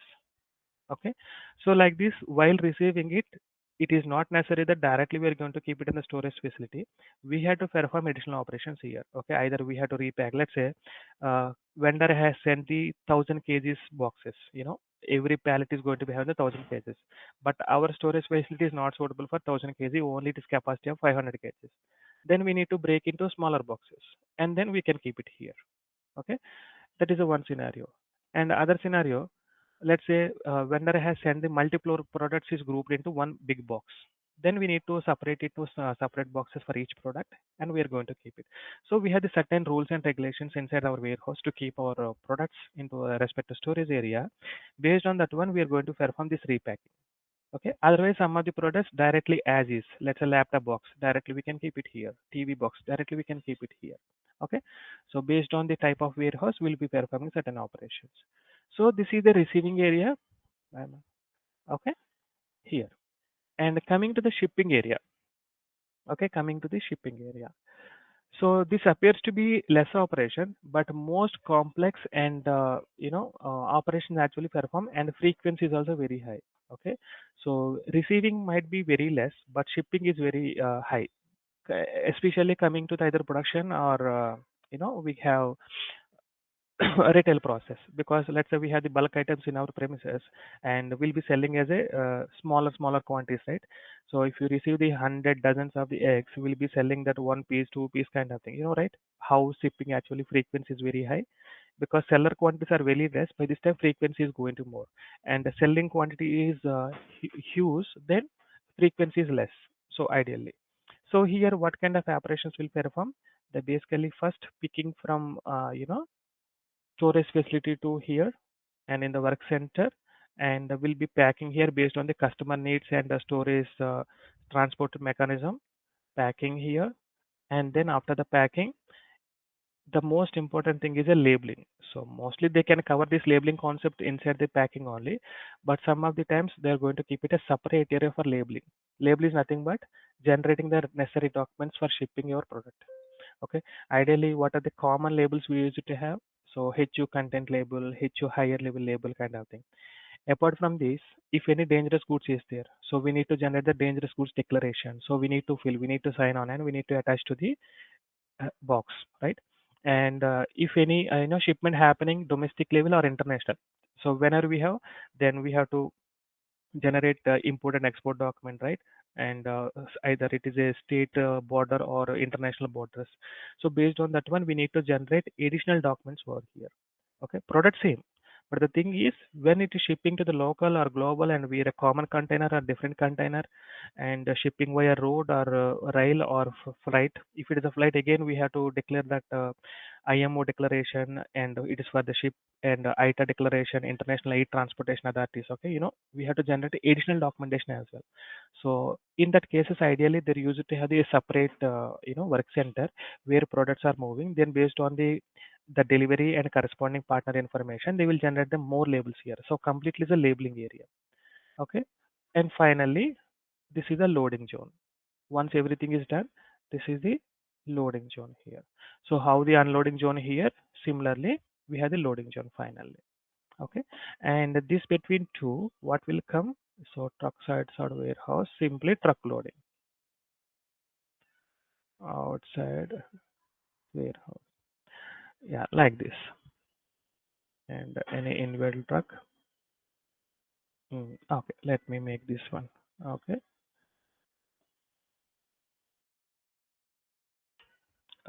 quickly.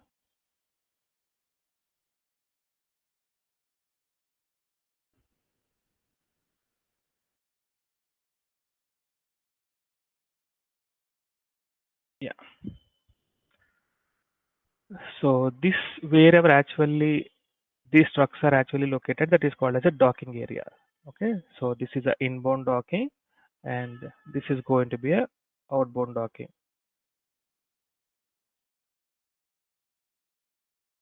Okay, so ideally outbound docking will be having the more and more trucks comparing with the inbound docks.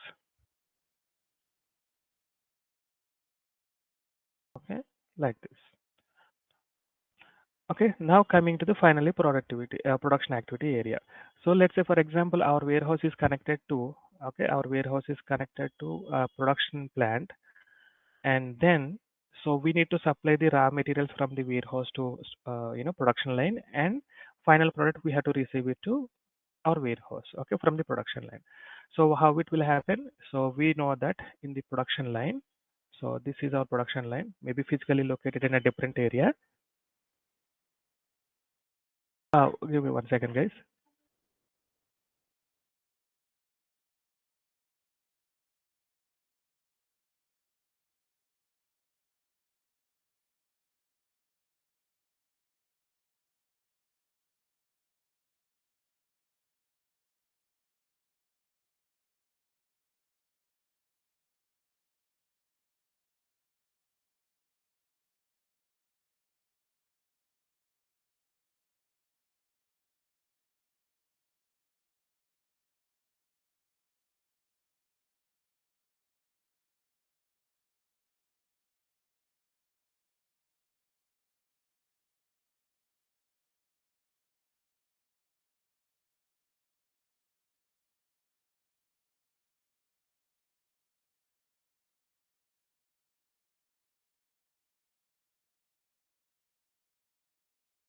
Sorry, guys.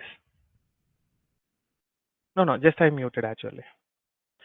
Okay, so this is basically called as a production line or shop floor. Okay, where actually manufacturing is happening. Okay, and here actually what are the main entities inside the production line is, so work centers and production supply area. There are two important areas in this one here. Okay, so work center basically where some activities performing. Okay, work center, and this is the thing here,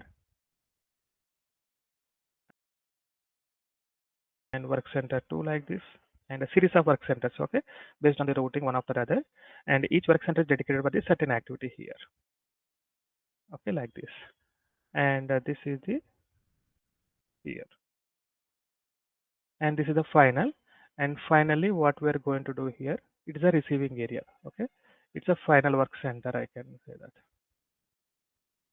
work center. And how it looks, let's say for example, if I go here and shop floor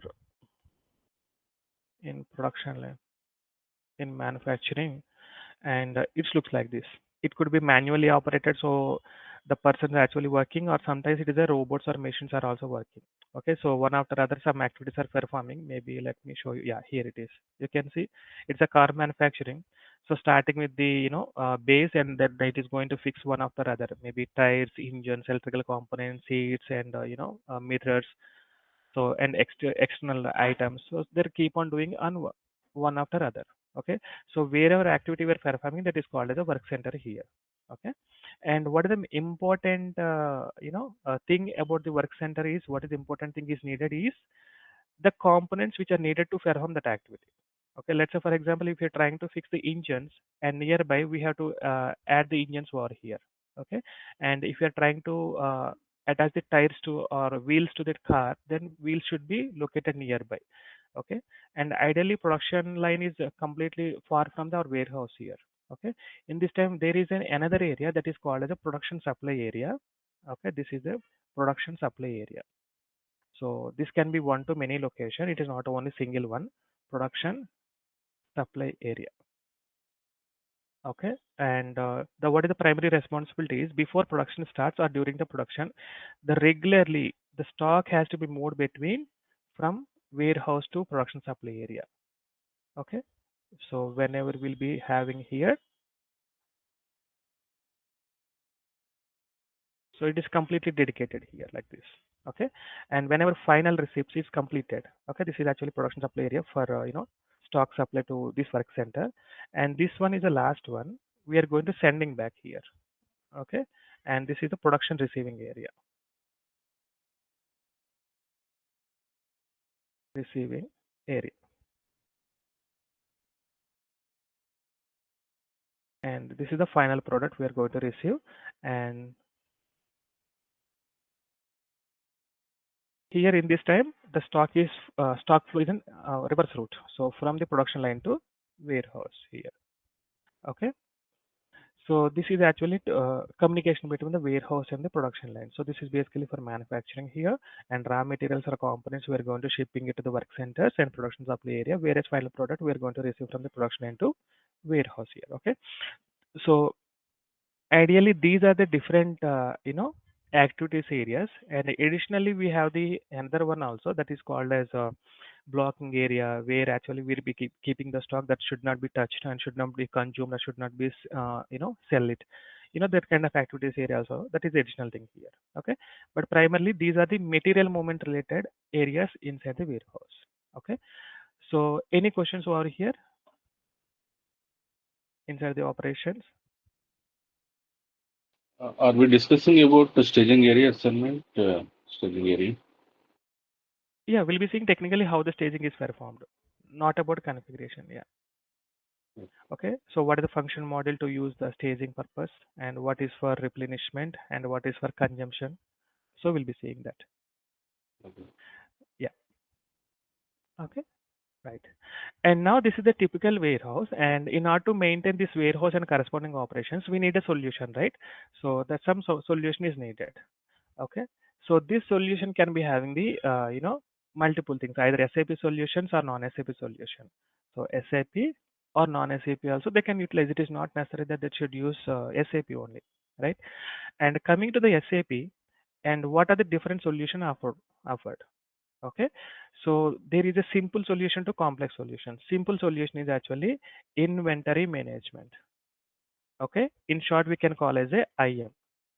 Okay, so this is the simple solution, but the problem is we cannot cover all operations which are actually performing inside the the storage facility or warehouse with this solution. Only high level documents we can create that will not give you the much details about how many people are working, how much work is performing, only stock related stuff. Okay, I'll explain that what are the documents. Then second one is warehouse management, that is called as WM. Okay, this is also an add-on in a SAP ERP system, and it is integrated to IM. So along with the IM documents, additionally it can have a few more documents. That's it. Okay, but this is also not fully covering every activity happening inside. So why not covering means, let's say for example, I'm performing the repacking. It approximately take 1 hour of time, let's say for example. But if you are using the IM, we don't have provision to store that information anywhere. So this much of time is spent on the packing, and these products I have packed it kind of thing. So we don't have any provision that actually not covered under the solution. So they have to manually write somewhere, or maybe they might use some third party software for packing. Okay, and it don't give any clue that how to pack this item kind of thing. Okay, so that means we cannot see any additional transactions or programs or tables to store that additional information. Okay, so we'll discuss those. Anyhow, no problem. And third one is external warehouse management, that is called as a EWM. Okay, so this almost cover every activity which are happening inside the warehouse. Okay, so this is the third solution. So sometimes for the simple warehouses, let's say for example, we don't have this much of complex operations happening inside the warehouse, then they can simply implement IM only. So they don't need to go to the EWM. Okay, let's say there is no repacking, there is no inspection, there is no where directly bring the item from the truck to storage facility and storage facility to the customer as is.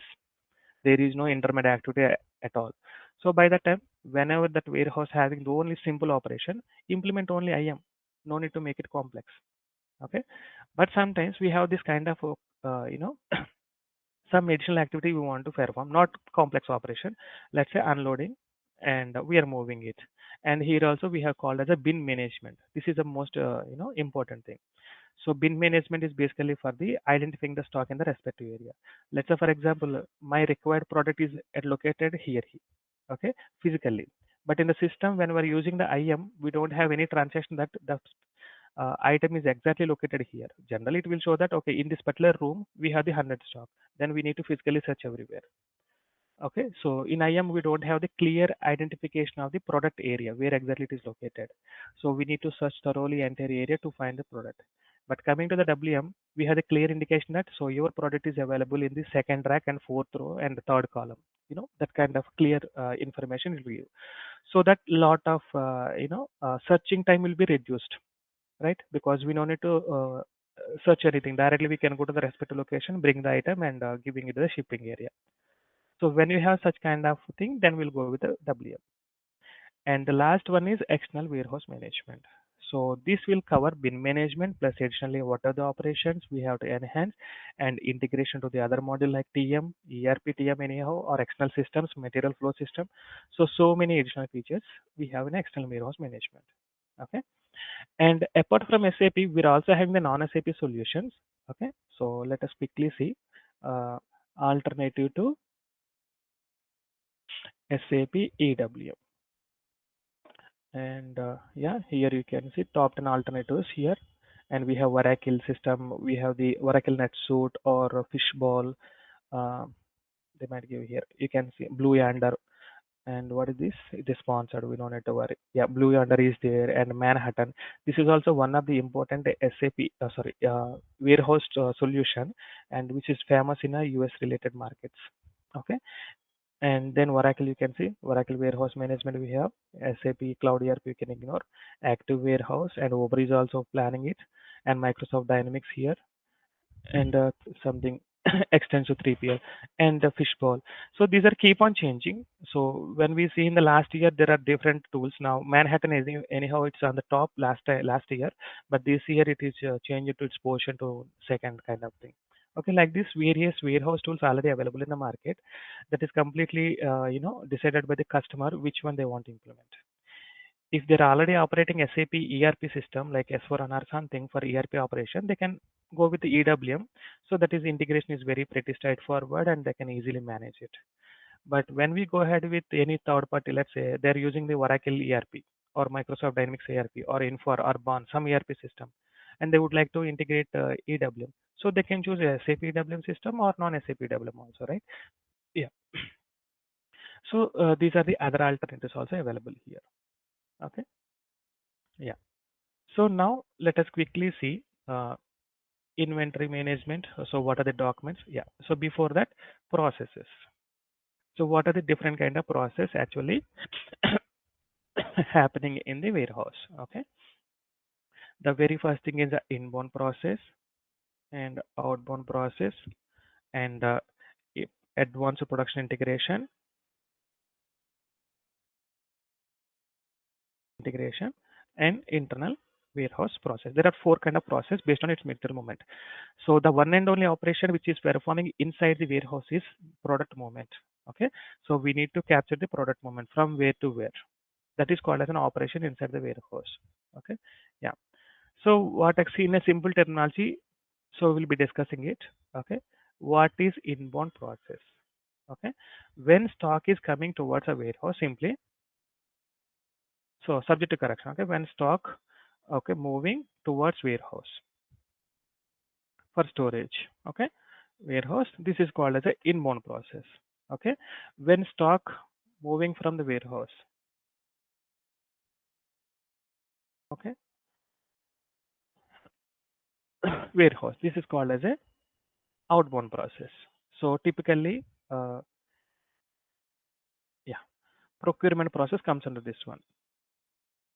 Maybe we have the return concept, that is secondary. Okay, basically procurement process comes under this one. So we have the sales returns, that is also stock is coming towards our warehouse. Okay, and we have the consignment returns and subcontracting returns. So we have the other things also special, but ideally whenever we are trying to procure items from the vendor and he is supplying the goods to our location, then that is called as the inbound process. Okay, and coming to the outbound process, when we are selling the items, ideally sales process. Okay, so then we are shipping the items to the customer. That kind of activities we can call as an outbound process. Okay, and when components and products, okay, are bombs. Okay, so moving to and fro,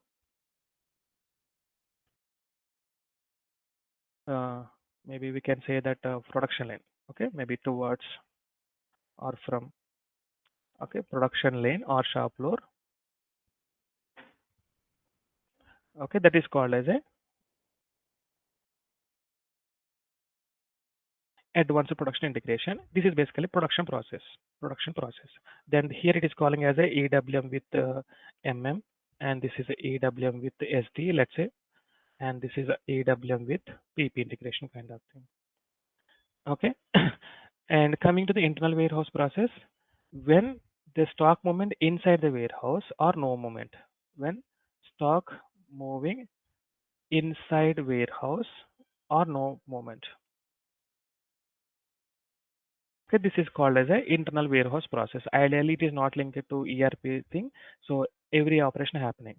So why inside operation inside the warehouse and no movement? Let's say, for example, there is a concept called as a ad hoc moments. Okay, so sometimes let's say, for example, they want to rearrangement of the stock. Then what they will do? So they want to free one of the rack. Okay, let's say, for example, top row they want to free. They want to move it everything at the bottom when it is a free. Then we are moving from here to here.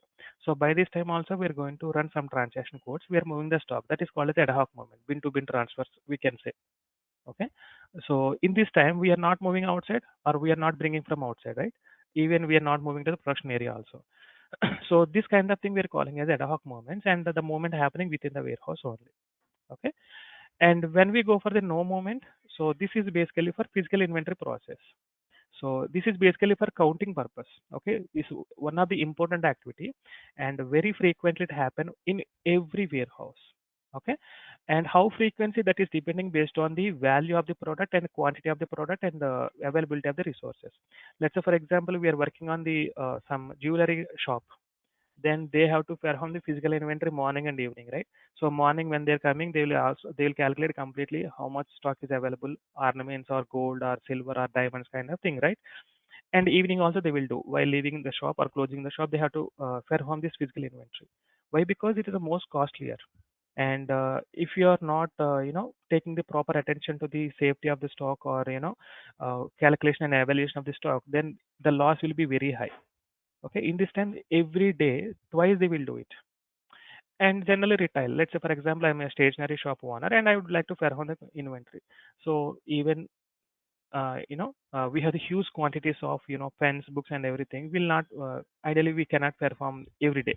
So weekly or monthly or we'll do it. So that is completely depending on the kind of business and the value of the products. Based on that one they will decide how frequently they will perform. This is one of the activity. So we have to compare the stock in the system with the physical stock. Let's say system is showing that we have the 100 textbooks and physically we have the only 80 books. So there is a difference. So the verification process, manually they will perform how they lost and everything, but in the system level they have to adjust. So they have to adjust from the 100 to 80. Why? Because when customer is coming, they want 90 books. Then we cannot promise him, right? Because we have physically 80 stock only. So as and when they do the physical inventory, they have to immediately adjust the system in the system. Otherwise, it will show this wrong stock overview. Then we might, promise the customer that we can deliver this, but physically we don't have. So that's why. So this is also very common activity. Ideally, will perform. Okay. And apart from this, we have the replenishment, and we have ad hoc goods issues kind of thing, scrapping kind of thing. We have additional activities also. Okay, so these are the process, and based on this initial behavior, we can say that it is linked to the certain model in the ERP area. Okay. So any question over here? No. Okay. So Razu, now where is the TM integration happens? TM integration, TM with this one as well as this one. Okay, maybe, yeah, maybe let me explain that one also. TM, okay, that is also one of the important thing. So 3 systems integration. Okay, maybe let me give it here. System integration. Okay.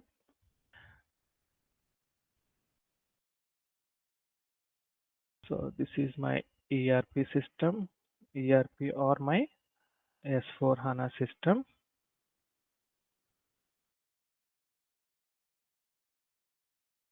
And this is my EWM system. And this is my TM system. Right. And the TM system, we know that basically it is for transportation planning, correct? This is product stock related stuff. Okay, stock related activities. Correct. And this is a transportation related activities. So still we have not discussed what is the stock related activities. Roughly we discussed about unloading, repack, queue inspection, but process wise we have not discussed. Yeah, coming to the transport related activity. So there is a planning. So order management, right? Order management, planning, execution and monitoring, right? Execution and monitoring, and then settlement. And finally, analytics or analysis, that is the last one ideally. So when the integration ideally, this is the 3 system integration. So first one is from ERP to EWM for stock related movements, and the same order actually also has to be distributed to TM as well. So these guys will plan about the transportation planning. So how many trucks we needed, if the trucks are needed, if it is a road transport, and if it is going to be rail transport, we need to book the rail. And if it is going to be international or via air or sea, then we need to book the cargoes, right? So based on that one, actually they will decide and they will plan here. And once activities of warehouse is completed, so EWM related, then they have to send some information to the TM here. Right, so we have completed all the packing activities. Now it is ready to shipment here. So this TM guys will complete the rest of the thing, execution. So starting loading and unloading activities, so they will perform and they will move to the customer. And in between, how many transportation location, let's say directly from our premises to customer premises, that is a one thing. Otherwise, our premises to maybe intermediate area, and from there they will go to the another area, then customer. Maybe in between we have the air or sea. So in between, based on the type of transportation we choose, they will plan everything. So either EWM ERP people or EWM people. ERP means for selling activities, who is the responsibility? Sales department, right? So they will not take care much. Only TM team will take care of it here, right? Sales. And here warehouse team, and this is the transportation team here. Okay. So this integration, what kind of documents? Later, once we're discussing about the EWM flow, by the time I'll explain it here, okay, in more. But integration is there between ERP to TM, ERP to EWM, and EWM to TM. Okay, the data exchange happens. Okay. In detail, because I need to explain the EWM. By the time when it will come, I'll explain it later. Okay. Yeah. So any other question here?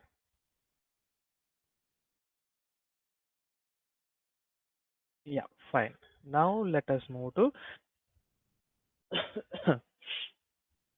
so with IM, okay, with WM and EWM. Okay. So what is the basic documents? It's not about complete all the documents, but at least the basic documents, how it is differentiating. I'm taking the inbound process. Okay. So I'm taking the inbound process. In inbound process, what are the things we have? So starting with the ERP system, we have the ideally purchase order, right? And then optionally we have inbound delivery. Sometimes we'll mandate inbound delivery. Then goods receipt, and then invoice and accounting. So then it will go to the accounting, account payable, it will go, right? So this is the typical document flow in inbound process, and everything happening inside the ERP system. Okay, the system is only ERP here. And what are the different modules are participating? So purchase order from the SAP MM, inbound delivery SAP MM, and GR. This is comes under the IM. Okay, invoice again MM. This is going to the FICO. Correct.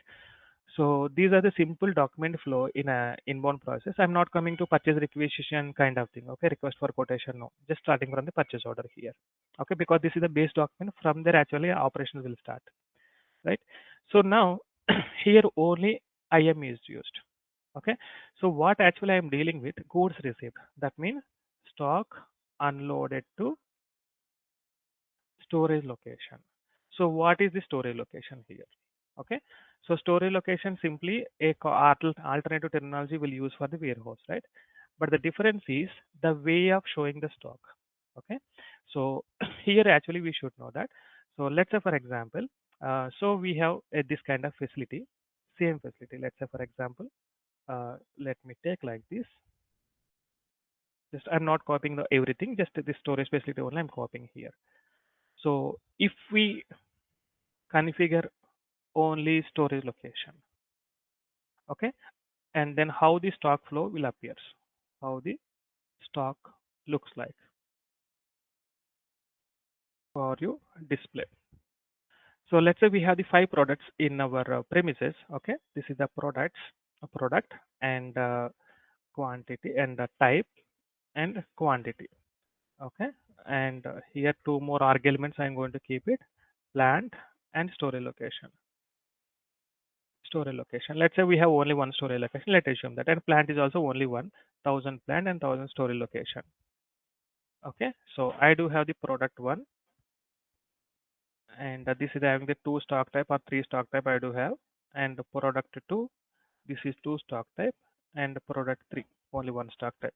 This is unrestricted, and this is quality, and this is actually reserved. Maybe we have reserved this one for the production, and this is unrestricted. This is reserved, and this is unrestricted. Okay, quantity, so 100 eaches, and this is 20 eaches. Reserved is 10 eaches, and this is 10,000 kg, and this is 10 kg, and this is 10 pallets. Different unit of measures. Okay, the stock looks like this one. So whenever you're using the IM, stock always show in this particular format: plant and storage location, what is the product, what is the corresponding type, and quantity here. The problem is physically stock is located in this racks, but in the system it is showing like this. So 100 pieces, but this 100 pieces might spread across multiple areas here. So maybe here 50 quantity, here 50, 10 quantity, here 20 quantity, here 20 quantity. So system is showing as a consolidated value, but we don't have the clear, location of this particular product. So it is very difficult to perform the picking operations. Let's say, for example, customer is coming with the 10 pieces of this product. So where exactly we need to identify? So whether we need to search here physically, here or here or here. Okay. So this is very difficult when we are going to maintain your stock value with the help of the IM. Okay. That is a main problem. Okay. So for this one, what is the transaction code we have? Okay, MMBE. So whenever we'll check with the MMBE, let me log into the system quickly. Okay, so let me go here.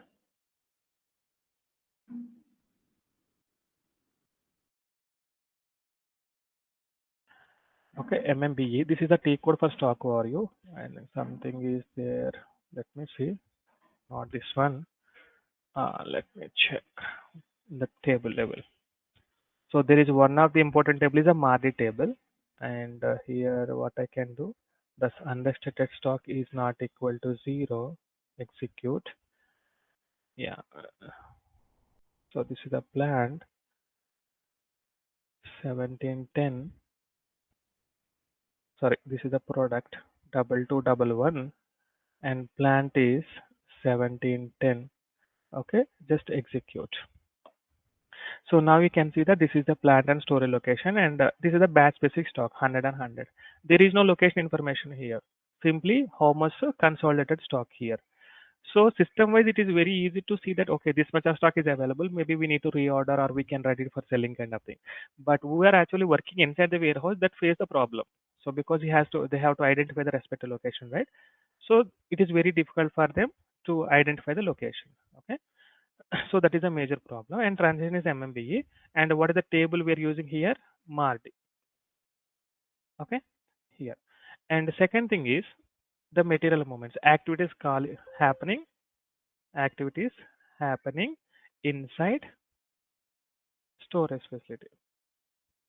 Okay, so here we have only two actions we are going to do. One is a goods receipt, and one is a goods, and the one is a goods issue. And we are also having the internal material movement kind of thing 311. So plan to plan storage location, that is fine, that is happening inside our premises between our entities only.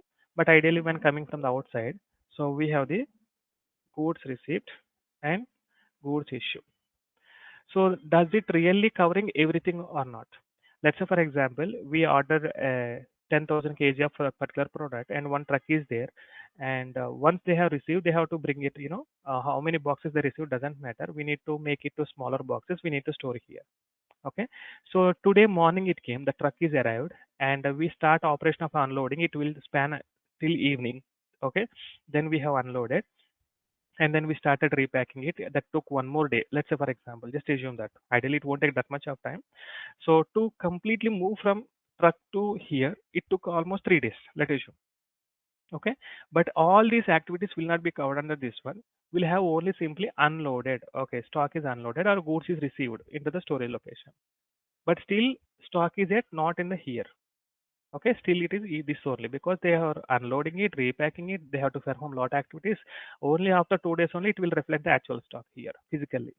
But during this time, someone is promised that they're trying to identify the stock here. It cannot be visible because stock is located here. Okay, so that is the problem with this one. So it is only covers that stock is unloaded to our premises. That's it.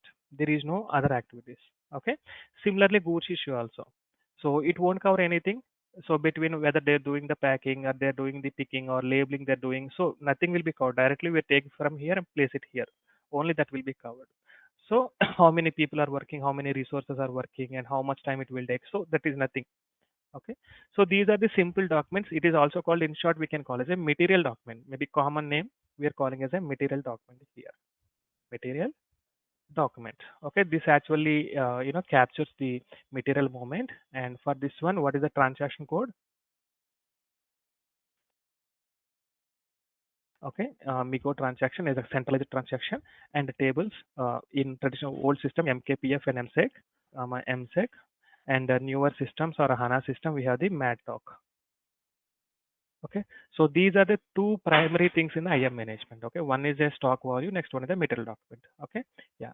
So now coming to here, so when we are using simple process flow, okay, these are the things here.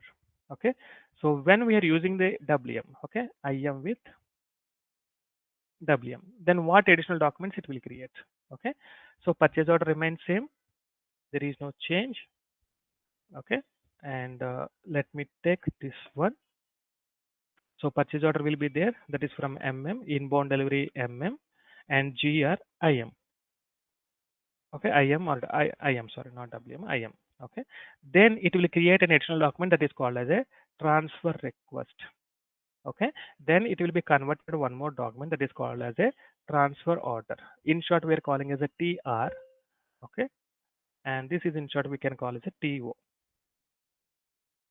Okay, so what additional this document will do? Okay, so these two documents are necessary that, okay, so we trying to receive the sum much of stock here. So, and one more document that actually indicating that from here to here we have to move it. That means, so until completion of this document, still stock is not located in the final storage. So that information it will at least give that. Okay, so goods receipt, yes, we have unloaded in the receiving dock area. Then this document additionally informing that, so we have the stock in the receiving area over here, we have to move it to here. So let's say we have the 100 1000 kgs of stock, maybe we need 5 resources because we cannot move at one shot, right? 200 200 200 like that we have to move. So 5 transfer orders will be created. So we have the certain rules of creating the TR and TO, how many one to many transfer orders it can create. Okay, so these two documents basically from WM. Okay, so this is actually request document, this is actually executable documents. Okay, these two. At least somehow we're able to cover the additional operation happening within the warehouse. Okay, once the transfer is confirmed, then only stock will be updated. Okay, yeah, and then after that one, so we have the invoice process, that is secondary, and accounting. So additional documents created along with the goods receipt and invoice that will be processed. That is a still it is a this is a FY. Okay, so documents point of view, two more documents. But what about stock overview with this one? Okay, and let me, yeah, stock overview. Okay, stock overview done with the help of the concept called as a bin management. This is most important. Bin management. What exactly bin management? Okay, so bin management is a concept of representing your physical infra in the system level. Okay, this is our physical infrastructure, right? In the same fashion we are going to maintain in the system as well. So how they're going to maintain, what are the org elements over here? Okay, and the same bin management concept is also there in EWM. So WM and EWM stock overview or bin management remains common. We're having a few more additional things, but additionally what is this one? Okay, so this is basically collection of org elements. The topmost is a warehouse. Okay, so under the warehouse we have storage types, and yeah, this is my warehouse.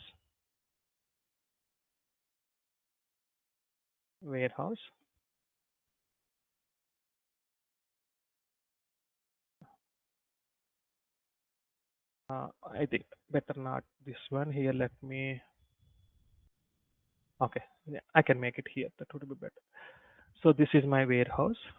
Okay, so under the warehouse we have the concept called as a storage types. Storage type,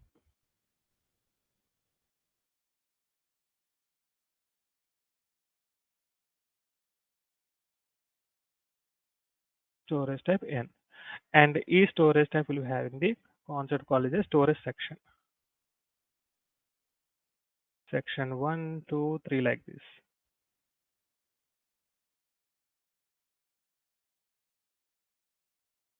Okay, they might have only one storage section. They can have the here, and each storage section having the bins, storage bins. Okay, so we have the one to many bins in a storage section. This is the complete hierarchy of stock value. So first these are the org elements. Okay, these org elements are going to be created, and it is actually representing the physical one second.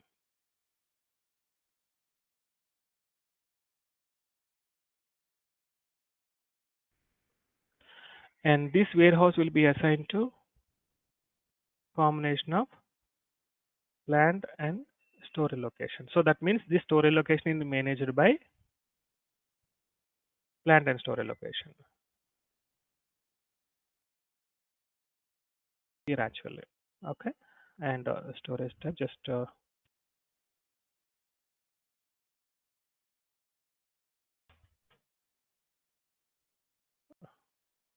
and finally storage bins. Okay, so this is the hierarchy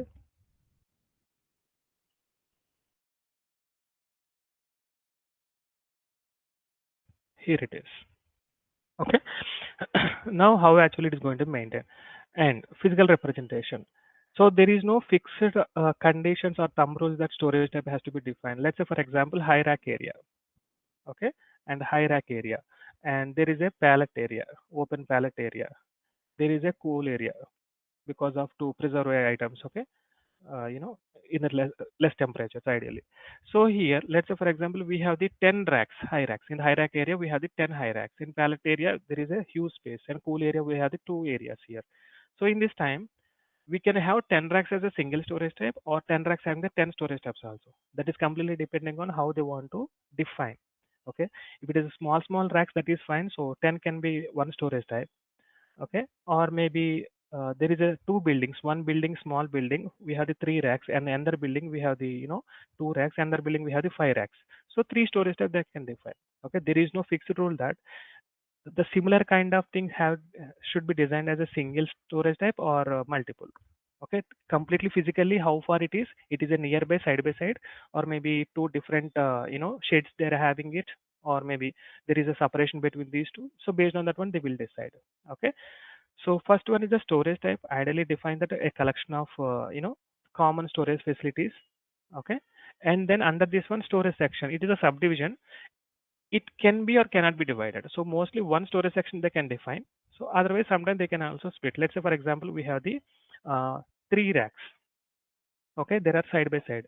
So let's say this is the one rack, and this is the another rack. Okay, and this is the third rack. Okay, so 3 racks we have, and this one and this one we can keep it, and this one like this. Okay, and in between we have the traveling area. This is the traveling area, this is the traveling, this is the traveling, this is the traveling.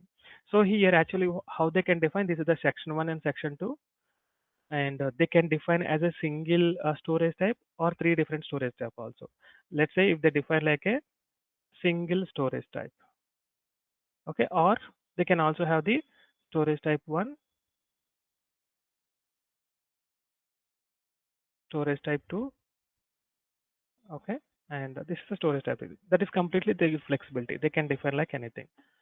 Okay, storage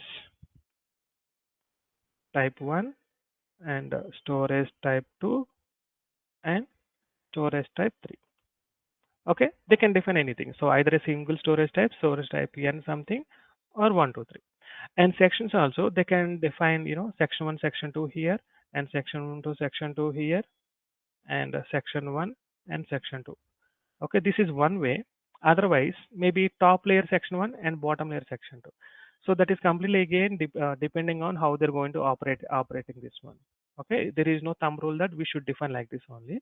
So we have the flexibility, we define in such a way so that it will work accordingly. Okay, and everything is a bin starting from the bin 1 to, okay, so bin 1 to bin n like this. Okay, maybe I can make it from here. Okay, bin 1 to bin n.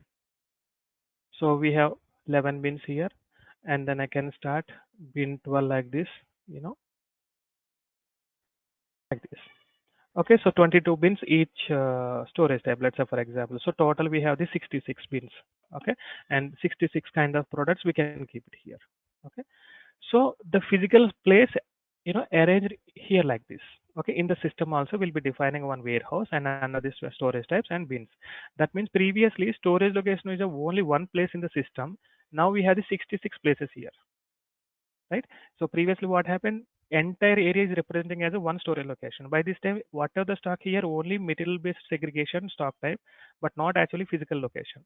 But here we have the 66 locations now. That means one single location is divided into 66 blocks total. So this is the bin 66. That means when we trying to keep our stock, so we have to clearly mention that which block we kept it. Okay, so the TR, okay, transportation order, what it actually contains is the destination bin.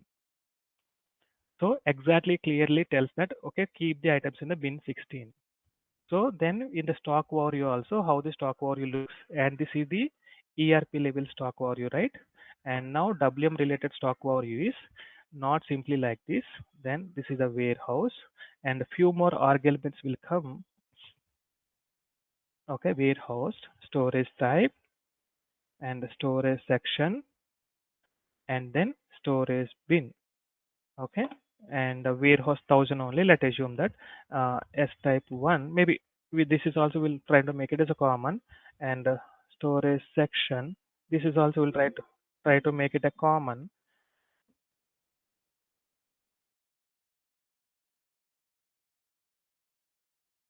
Okay, and bin, but at least we can change this one, right? Bin 1 and bin 2, bin 3, bin 4.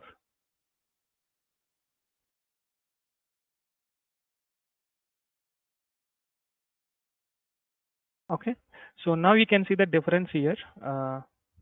Sorry, still we have to segregate it, not everything in one, no. So here 10 eaches. Okay, and I can make it bin 8, bin 10, bin 20, bin 40. So this is 100 pieces, right? So here 20 eaches, here again 10 eaches, and here 30 eaches. How much it is now? 70. Again remaining 30 here, like this. Okay, and this 20 also we can segregate bin 2, bin 24, bin 48. Okay, this only 5 eaches here, and 5 eaches here, and 10 eaches here, like this.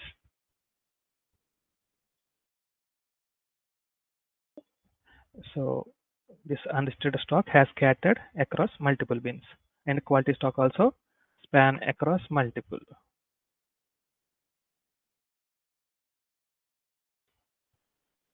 Okay, like this. And still this 1000 kg also we can.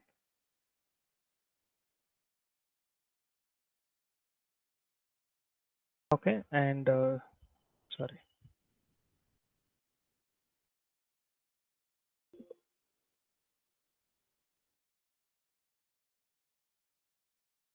Okay, and this is bin 4, bin 44, bin 57, bin 20, bin 66, and bin 12, like this. Okay, and here 200 kg, 200 kg, 100 kg, and again 200 kg, and 100 kg, 200 kg, right?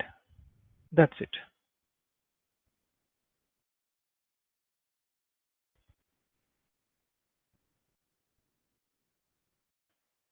Okay, now here you can see at least. Okay, this is the stock overview in EWM, sorry, in WM solution. I can say that in EWM also same thing. And coming to here,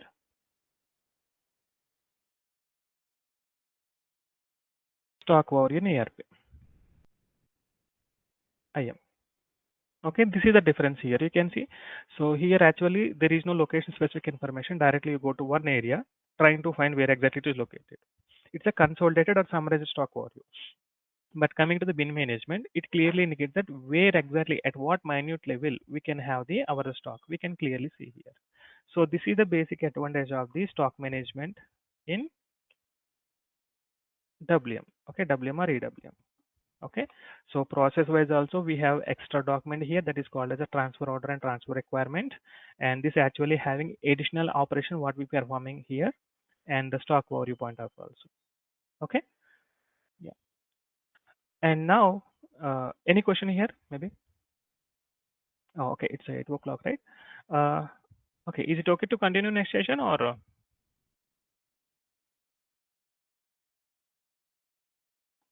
okay, quickly recap. Okay, so what we're trying to see today, so we'd like to see that what is the business operations actually happening. Okay, so which problem we would like to solve actually. Okay, this is the problem statement. So this is the warehouse and this is the storage facility, various operations, and various trucks or something it is coming to carrying the stock or something whatever it may be, and what kind of operation it is performing, and what are the softwares available, and within SAP what is available, IM, WM, and EWM, and with the help of the IM what we are going to see, what are the limitations of the IM, and with the help of the WM what is the additional advantage comparing with the IM. Okay, and in the tomorrow session we'll continue, and tomorrow also it's not much, for the functional people, it's still boring. But day after tomorrow onwards, yeah, it is a coming entirely entering into the technical area. So the transaction code, tables, function model. Okay, we'll be starting that one. Okay, so any questions? And this sheet will be shared soon. So they will create a common folder, and there we're going to see this particular sheet. Okay, so I think it may not be created now. So once it is created, we'll share this Excel sheet as well. Okay, it might help you, to go through it once. Yeah. So any questions? Any questions from you guys? This plant and storage location, is it part of EWM or It's ERP? How ERP. it is? It's ERP only. That's the org Yes, element, topmost org element for the stock management. so here in SAP EWM system, how are we going to deal with plant and storage location? Okay, so org elements is not there in SAP EWM, but reference is there. So in EWM, RWM, we have only warehouse, starting from warehouse. Topmost layer is a warehouse. Yeah. So storage location and plant will not be available, right? In EWM, SAP EWM. No. Reference is available. Let's say I will show you Reference. here. Okay, maybe. So T320, this is a link between IM and WM. So plant and storage location corresponding warehouse. Okay, and in EWM and SEWM, the map storage location here, and you can see plant storage location corresponding EWM system here. Okay, so this kind of table entry is there, but this org element, that means master data, is not part of the EWM. Okay, so where we can see the plant ideally, since it is embedded system, everything we can see here. So T001W, this is the plant, right? This is the list of plant, and correct, and T001L, this is the list of storage location for each plant. So these are the tables from the ERP. Okay, and this is actually mapping table only. So existence is not needed. This existence is needed. Okay. That's good. In EWM, how are we going to represent this? Plant and storage location not needed in EWM. Only warehouse. Yeah, that's what it's not required, right? So how is alternate? So No. See, every module actually operating on its own org elements, right? Let's say ERP. So what are the topmost org elements? Company code. Correct. So under the company code, it is all financial related activities happening. Then we have the logistics operations. So this happenings using the plant. Correct. Yeah. And what about shipping activities related one? Shipping point. This is the topmost, and that will be assigned to the plant. Correct. So every module is operating on its own topmost one, and similarly WM is operating on the warehouse, and EWM is also operating the warehouse, but it is not independent, right? Because EWM can be linked to either SAP ERP or non-ERP. In non-ERP system we are using, there is no plant, let's say. Then how we are going to manage? So nothing, but reference should be linked, some reference, so this is actually belongs to so and so plant and storage location kind of thing. Yeah. Okay. So how are we? That's link. How it will be stored? That's what I must. Yeah, they will maintain the configuration only, SPRO. Configuration. So this, yeah, in the okay. So how it is distributing, you mean to say, you're asking, right? Okay. Actually, it's a configuration. Sorry. Okay, so via configuration, they will link it. And maybe let me show you that quickly. SPRO, and here, and there is an integration setup here, and interfaces, and here how it has to be linked. They will maintain here all the settings, necessary settings. You can see assign business to plant and logistics warehouse numbers kind of thing. This is the ERP warehouse to EWM warehouse. So you can enter any value here. It won't validate ideally if it is a decentralized. Okay, this could be validated because this is our EWM warehouse number like this. And similarly, plant assignment also is there. Maybe let me go. This is not. This is the plant and corresponding party. Configuration only. I mean, there is no something like replication process or something from ERP to EWM system. Could you please repeat? The question is not clear. Could you please repeat? Yeah, here from the configuration level, ERP warehouse and this thing is getting linked, right? So my query is, So is it completely from the configuration only, or do we have any replication process background jobs to replicate from ERP to EWM system? Okay, so actually we have the three kinds of data. One is ARC data, master data, transactional data. Master data replication in decentralized, and the transactional data is replication in decentralized. And ARG elements, only few ARG elements, we are going to create the counterpart elements. It is not like as is transfer. Let's say plant and storage location in EWM, that is not replication. We have to manually maintain, but we have to create a partner to the plant that is called as the entitle or owner something. So for that one, against the plant, it will create the respective partners, business partners here. So that is kind of replicate, not replication. It's a creating a counterpart ARG elements. Okay. And coming to the master data, we have the product master data and partners information, let's say general vendor customer kind of thing, right? Product will be replicated as is with some minimum information only. Additionally, we have to maintain additional information in a EWM system. And partners, it is not like a regular partner, like, customer or vendor in LFA1, KNA1 kind of thing. So altogether, it will create a brand new partners here. And shipping point also, it will be replicated in a different manner as a partner. And production supply area also has to be replicated here. Okay, that is a replication process. And coming to the transactional data, we have the deliveries. Okay, inbound delivery and outbound delivery, what is creating in an ERP, that has to be distributed to EWM, and it will create a separate documents. Even we are calling as inbound delivery in EWM, but both are not same. So ERP delivery is different, EWM is delivery different. Different means it will be stored in the two different tables. Okay, ERP we have the LIKP, LIPS, right? And EWM we have the different tables. Okay, but data might be matching. Some of the fields, most of the fields is matching product and quantity. So some of the major fields is matching. But coming to the document type, in ERP we have the document type is EL, right? In EWM we have the different document types, and document category is different, and some other parameters are different. Like that. And similarly, goods movement document. Let's say in EWM I'm performing the GR, that has to be replicated to EWM. ERP, right? So for this one also same thing. So the data will be distributed to ERP. So we have the three things: org elements, master data, and transaction data. Not everything is replicated. One is as is replication. One is creating a corresponding documents or counter documents. Okay. Okay. Yeah. So since it is an embedded system, master data is not possible. Only transactional data, how it is distributing, I will explain. So what are the settings we have to maintain, and how to distribute it. During the distribution, during the enhancement, we'll be discussing how to transfer the additional data also. Okay, any custom data from ERP I want to distribute to EWM. So what are the enhancement we have to do? Okay, and ARG element wise, we no need to much worry about this one. That is a single time and one time setup. Okay, so that can be performed by the functional team during the implementation. So ARG elements point of view, we no need to worry. So only transactional data processing is most important for the as a technical consultant. Okay, we'll face queue related troubleshooting issues kind of thing. Okay. Very frequently, yeah. Yeah. Few clearances we generally do. Could you please repeat? I think voice is maybe not completely audible. Sorry for that.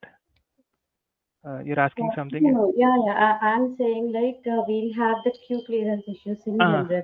Yeah. Exactly. Correct. Yes. Right. Yeah. So that is a common issues, production issues we'll face. Yeah. Okay. Yes. Okay. Thank you. Yeah. Thank you. And any other questions?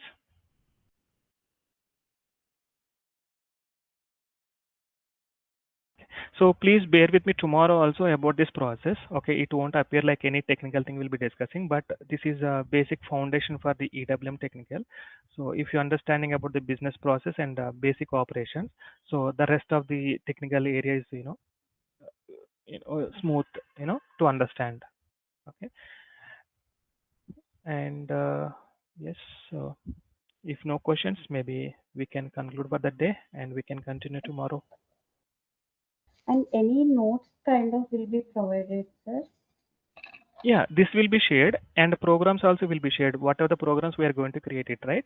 So that actually technical information that will be okay. Yeah. Okay, fine. Yeah. Okay. Okay. Yeah. Yes. Yeah, Shyam. You have a question? Can you stay back for 2 minutes?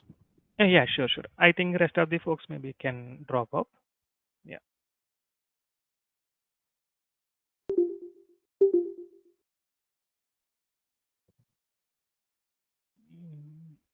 Yeah, maybe. Yeah, Shyam, please. What is the demand for this model currently? Yeah.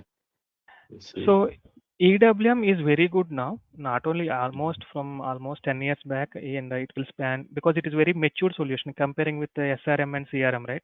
SAP actually giving so many new modules. Previously we had the SAP, SRM, CRM, but that got failed miserably, and they're replacing with the other modules. But coming to the EWM and TM, nowadays it is the most successful and matured solution from SAP, and they keep on improvising this one. And it is really success stories with EWM, so we can freely. But one thing is the business exposure is also very important. And now we have the problem with the AI, right? Everybody is facing from technical standpoint, even functional people also. So we need to adopt how effectively to our regular process. So learning fast, one thing, and second thing is adopting AI to the whatever area you're working. Let's say, for example, I work on ERP side.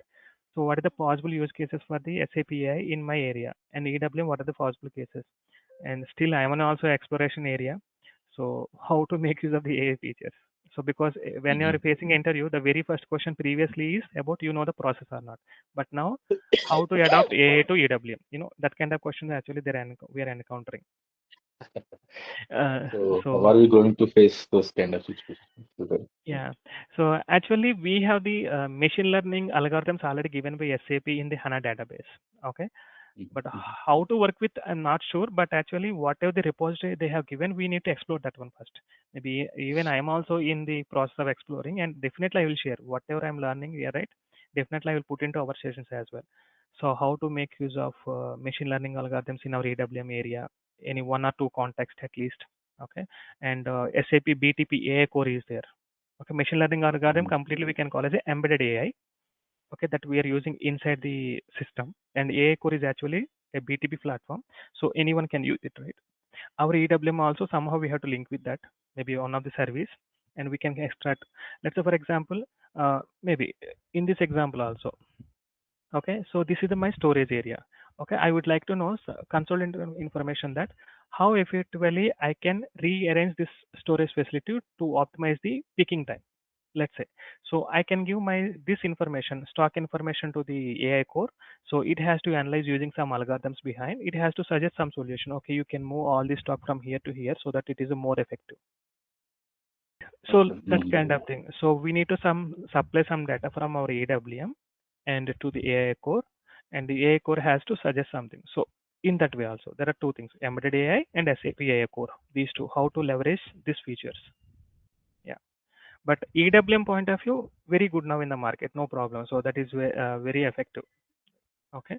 And EWM technical consultant with functional knowledge also is very high demand without AI also. But during the interview only there is a problem. But once we enter, we never use any new technology. Even CDS use also we never use, because I have been working for a long time in EWM, and during the interview, so they will ask so many questions with the theory and BTP everything. Once we enter it, they are asking us to do regular programming. So it's quite common. But at least interview standpoint, we have to explore more. So how much functional we need actually as a technical consultant? At least to not needed. So we'll be almost teaching as much as possible. So that is more than enough for at least for 5 years of EWM experience kind of thing. So because we'll be covering the processes and the essential configuration, troubleshooting point of view, some real world case when somebody is working, or maybe we'll also what are the enhancement that is actually real world examples that you can explain freely. So that is more than enough. If you are interested in SAP functional, not interest. So just how much is required. So for example, for me, and that's my work. So how much functional is required to sustain? Because so here most of the things are configurable, right? That will be explained anyhow, no problem. So whatever the development related configuration, everything we're going to explain. So that is more than enough. So we can easily face it. Yeah. So that is enough. That is fine. Otherwise, Yeah, that is fine. Development related configuration, we no need to worry. So we'll be clearly teaching with the screenshots itself. Okay, see, for example, RF in RF also most of the things are configurable only. No, in PPF Yeah, also most of the things are configurable. configurable. Yeah, right. So we'll be giving that screenshot wise. Okay, this is the configuration. This is needed like this, step by step procedure, and clearly segregating what are the development activities, what are the configuration activities.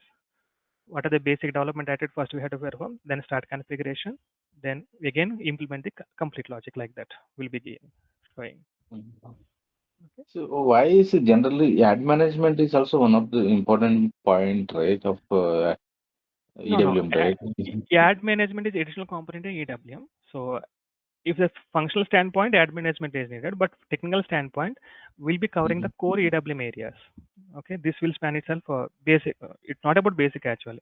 Ad management is one of the area only ad as a using as a add-on, right? Not every warehouse using a ad management.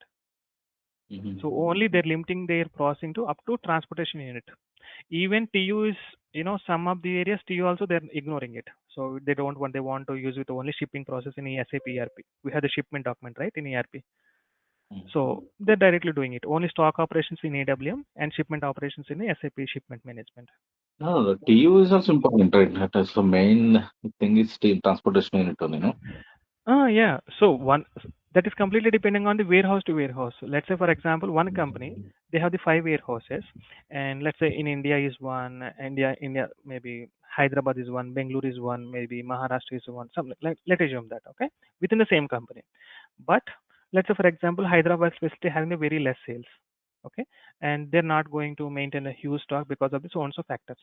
So in this case, they will use the core operations only here, no advanced operation basically, because very less frequency of the deliveries, so they manually they can plan it. But coming to the Bangalore warehouse, let's say for example, it is a very huge in demand and a huge stock, they maintained it, and definitely it should be automated. So by this time that extra operation they will enable it. So that is completely depending on how frequency of the deliveries we're having in the warehouse. Based on that one, they will enable it. So within the company only. So when I am working with one of the client, so one of the warehouse, right, how much it size?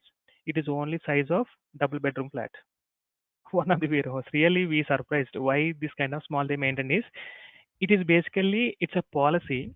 All the warehouses should be linked with the software EWM. Because of that one only they're implementing it. So even they're working only 2 people in the entire Maybe it warehouse. might be very small Yeah. warehouse.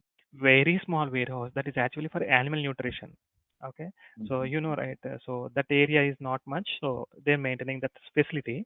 2 people, they will not use a system, they will use only once in a day. So morning truck is arrived, let's say, they will unload, they will place it, they will write out in a paper, and they will complete all the operation in a day. And by the evening they will open the system. Okay, T code 1, open this one, what I have to do, T code 2, like this. They have written down all the things actually.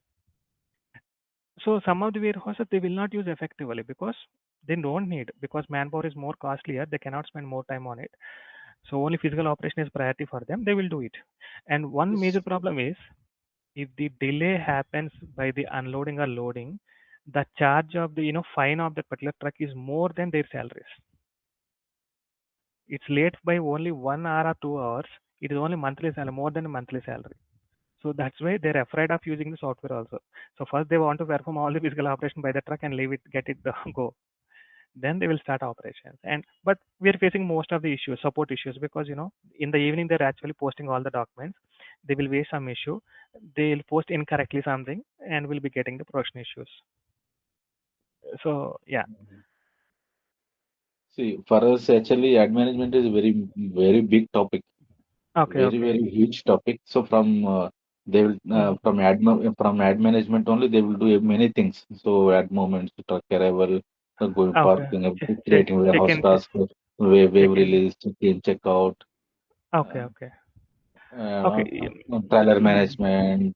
So many things they do from ad management.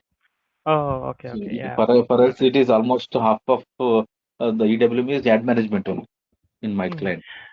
Okay. But unfortunately, we'll That's be why not covering ad management. that's Okay, why got it. I'm asking about the ad management. Yeah. So they do so many things: wave release and warehouse task creations and But that is again wave release concept. From here to here, we have the process, but triggering point from the ad management and actual execution happening inside the EWM components. Yeah. yeah. So from ad management only, from all they do all these things. So we Okay. have some ad cockpit. So they do Okay. so many things from ad cockpit. Oh, All okay. the Okay. trailer management, Oh, truck controller, trailer management, everything. Yeah, all the movements, and, vehicle movements, everything all they the can. vehicle movements. Yes, yes, And yes. while moving the vehicles again, warehouse task will be created. So all these things Correct, correct. so they will Yeah. do through ad management only. Oh, okay, okay. Yeah, but actually we are that is completely a separate topic, so we'll be not covering. That means advanced topic, I can say add-on topic. So we'll be not doing that one. So we'll be seeing mostly core EWM process.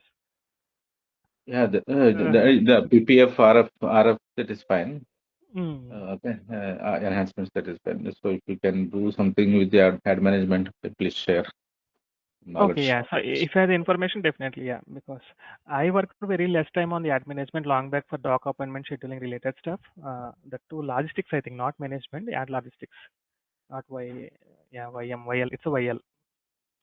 Again, docking, But undocking, docking at the so everything they do from ad management only.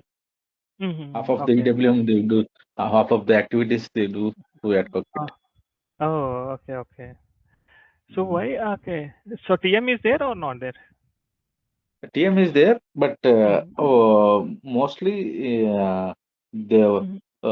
solution should work in both ways. Ad management, how we are doing, what are the activities we are performing through monitor, all the activities they do through ad management also. Oh, okay, okay. It's like a So sync in between all both three. in sync. Yeah, in sync. So Okay, yeah, got either it. they do some activity from ad management, ad cockpit, Uh, or through transition. Both should work in the same way. okay, okay, That is like how this. they Okay. are designed the system. Okay, okay. Oh, cool. I So think we they face should. issues.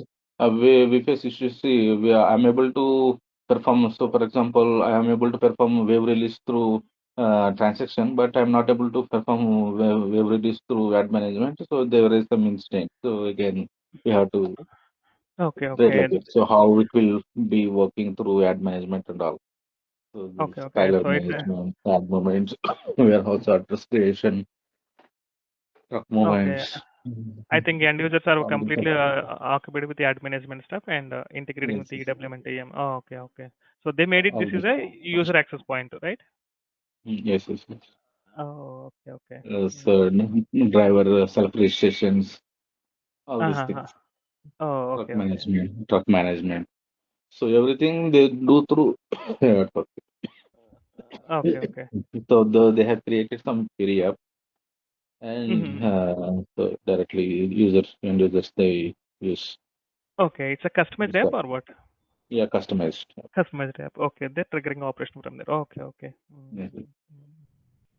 Okay, so I didn't have much experience on ad management actually. Very really worked on it. That too long back. Mhm.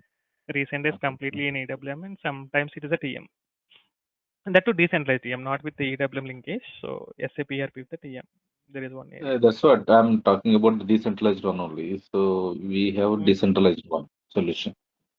Okay, okay. Mm. So So or ERP they deal with some other vendor. So EWM solution we deal with our company. okay, okay. So for inbound and outbound orders, they for test data they will be requested from this ERP system. That's why I Oh, was okay. asking you. So the how is the storage location and plan? It is not part of ERP, SAP EWM, right? So how is the linkage? So that's what I was asking. Okay, okay. That is purely configuration linkage, yeah. Not about that existence. And no validation take place when we are maintaining configuration here. Because it is a separate system, right? So that's why they must be care. Generally, data is also created in the same system. Validation will happen. If I wrongly type some value, it will be validated. So So the plant, yeah. But actually here what and happened maybe was, is there anything similar to plant and storage location in SAP EWM? No, nothing. So directly starting from the warehouse only. Yeah. Oh, It's the topmost org element here, warehouse. Yeah. Okay. Okay. Yeah. Thank you. Razu Madan here. Yes. So, Yes. do Yes. we have separate EWM technical certification, or it is same as backend developer? Yeah, we have actually. Maybe I remember. I forgot the name of the certification. We have the EWM technical certification. We have, but better I think instead of technical. So if you're interested, you can go with the functional because technical anyhow you're learning, right? So ABAP itself considered as a EWM technical if you're explaining the something. But if you do the functional certification, then that will be the added advantage. You will become a techno-functional consultant. So better to Okay. plan for that. Yeah. So EWM technical they can easily accept by adding some content related to EWM components in your resume. So that is more than enough. And you can also easily explain about the process, right? But functional will help you that okay, you did the both, so that you will be chosen as a technical functional. And initially you can opt for the support project. So there is no more much what we can say creation of the implementation project kind of thing. Later, once you get 1 or 2 years experience, then you can shift into implementation project kind of thing. Okay. Okay, So so yeah. we are gonna cover here how the label configurations and developments gonna happen there. That is a PPF concept, yeah. So label printing is a part of the PPF only. Okay. How to Yeah, and identify the relevant enhancements, baddies. yes, yeah. And label printing actually general terminology ideally we use, right? And again, it is a regular smart form or Adobe form printing. That is one way. Second is data from SAP and printing from non-SAP. Okay, so we have the bartender, right? Bartender software we have, and we have the nice label. I think let me show you. So that basically what will happen now. So nice label central command enter. Yeah, here it is. Okay. So this is a separate software actually, and here what we can do, we can create a label here itself. But ideally, they will not give the access to us. Only there are separate developers here. They can generate labels here, and it is simply drag and drop only. And that too small labels. Do not expect that it is going to be an invoice or purchase order, sales order kind of documents. Not much. Very small label with some barcodes and some data. That's it. Okay. Now for this one, what they will use the one API to us. Okay, so a centralized API, and that API having the label name as an input and additional parameters. What are the parameters you want to supply from our EWM? And what we need to do in our driver program, we need to extract the data from the various tables using a function model or something. You prepare the data and you call this API. That's it. There is no AWS form or smart form in SAP. Directly data is coming to this area, and this tool will be connected to the printers. Okay, ideally we know, right? SAP is connected to the printers, but in this case, what will happen?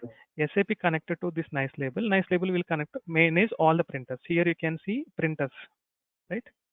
If you click on it, what are the label printers actually available in the warehouse, that will be listed.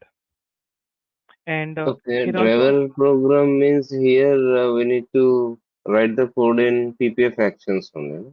PPF anywhere, either it is a cockpit kind of program or PPF. So what you need to do, you have to extract the data, you call the API service, leave it. That's it. So that is the responsibility of the third-party software that can generate the label. Okay. So what is the advantage is they can easily see, let's say for example, one product, 10 types of label they can easily generate within 1 hour. But Adobe form, if you're given Adobe form requirement, it will take 1 to 2 days, right, for us. Generally, very small adjustment. But here, within 1 hour, you can generate 10 to 20 labels. That's it. Okay. So yeah, so that's why they're relying on these third-party softwares. So one of the famous is actually Loftware, and this is we'll be taking the as a web service, not web service, a regular API service only. We'll be calling it. Yeah. Okay. Yeah. So they will call this service, sir, or service simply in our driver program. We'll write the logic, we'll get the data, prepare the data, call the API. That's it. There is no for FPM open function model. There is no call function statement. Nothing. for printing, because label is not there in our SAP, right? Outside. Yeah. So are we going to cover those examples, Raja? One or two related to No, HU labels? yeah, within SAP we'll be doing it. Outside we don't have no access. The softwares will not available. Within SAP we'll be creating a DB form and we'll be triggering it. Oh. Yeah. And warehouse order will be seeing, handling unit will be seeing, and unloading instructions we'll see. Okay. Three. Yeah. So yeah. Thank you, Raja. Yeah. Thank you. Actually, SAP EWM functionals are having more demand, or technical people are having more demand? How it is? Both have demand, but functional people will get more amount.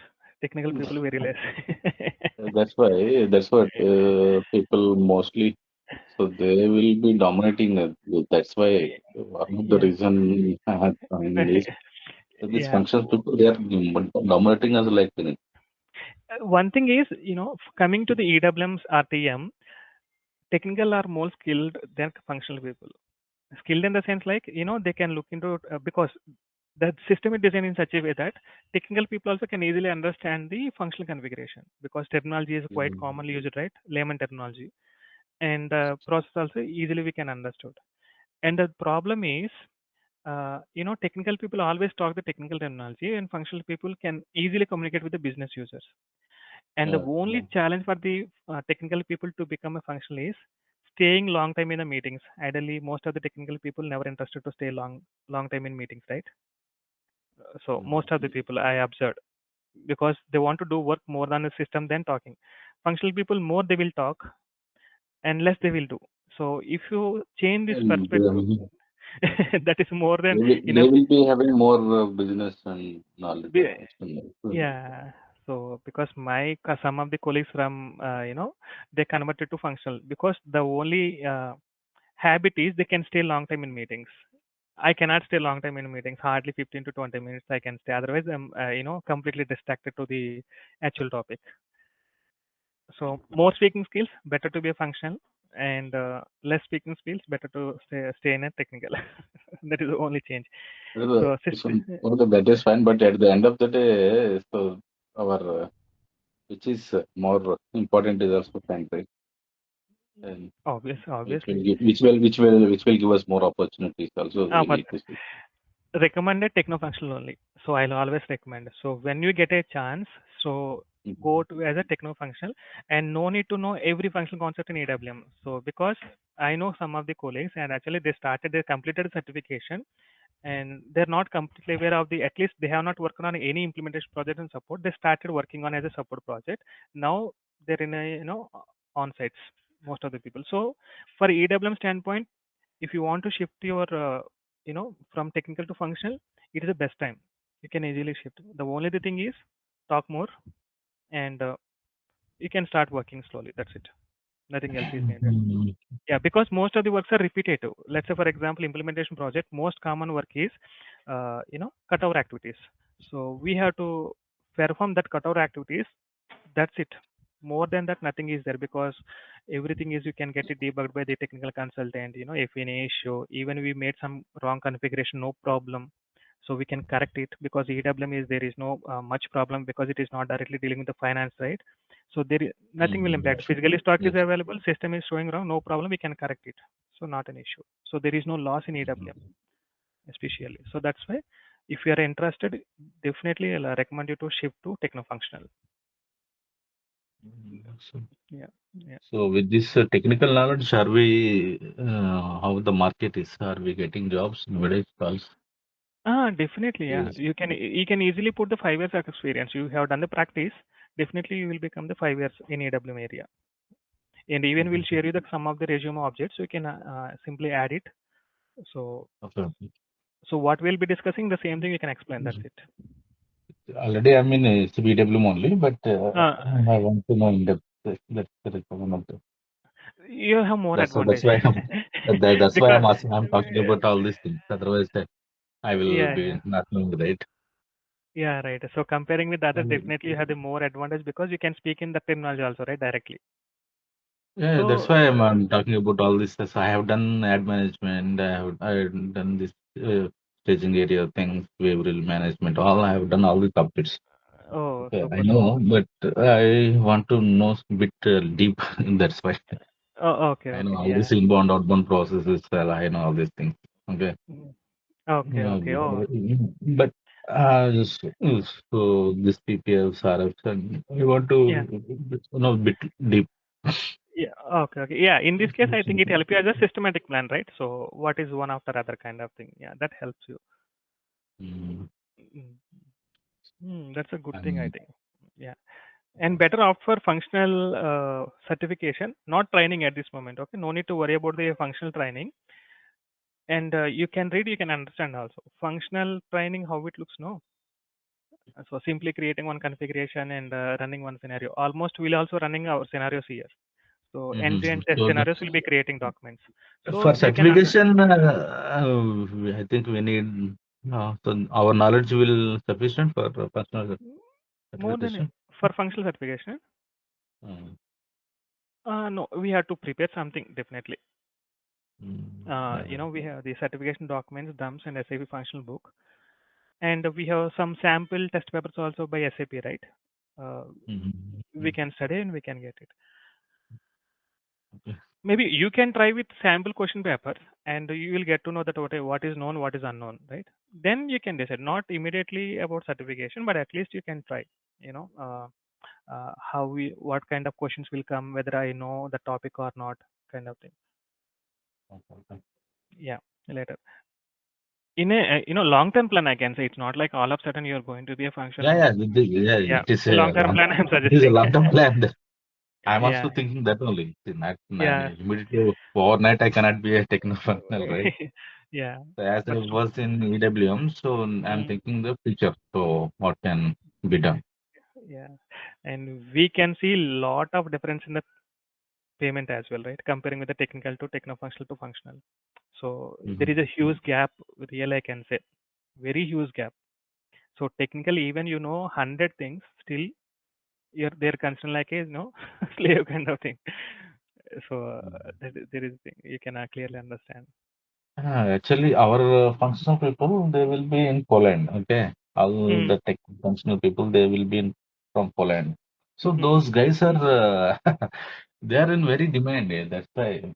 Yeah, that's The right. Poles are, Mm, they are definitely very, this. very demand. Yeah, so even you do day and night for troubleshooting one of the issue, they never consider you that you did a hard work, but they did something, and user is satisfied, they will simply send a appreciation request to that guys. That is simply we can say we cannot blame anyone, but actually the position we stand. So if you stand that location, that would be get. We'll receive appreciation. If you stand in the technical area, definitely we'll get escalation. That's the difference. So we should change our position only. But we can say that still certain things. Hmm. We have to more talking, more available on the system. Some of the people how ideally they will work. They work offline mostly, right? So they will keep all the work they would like to complete on Saturday, Sunday. So some of the technical people, right? So they want to have some fixed time. They will complete it and they will, they will release from this stress. But functional people, it's not like that. When it is there, then definitely they have to attend immediately. So always be available, you know, always be reactive, proactive kind of thing. So that extra things we should have as a to convert as a functional. So which company work, Raj? Maybe I can tell offline. It's recording. Okay, you can stop Alright. recording it. Yeah. It's not from my hand. 1 second. This conference will now be recorded.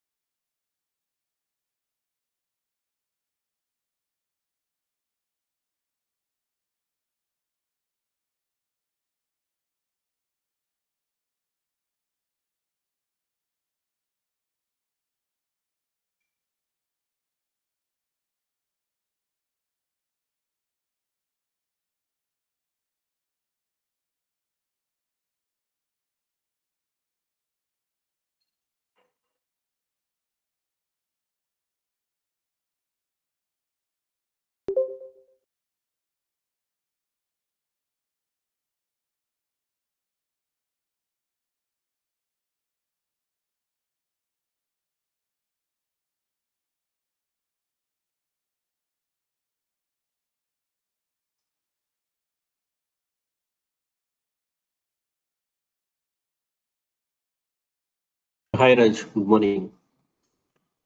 Hi Ganesh, good morning, very good morning. Yeah, yeah. I have a couple of doubts. Okay, Um, yeah, please. there is, there is RF, something you said, right? RF Mm-hmm. monitor like that, yeah. Uh, So for RF, generally we develop the module pool, right? right. And attach, yeah. No. So module pool is almost outdated for the S4, right? So Correct. they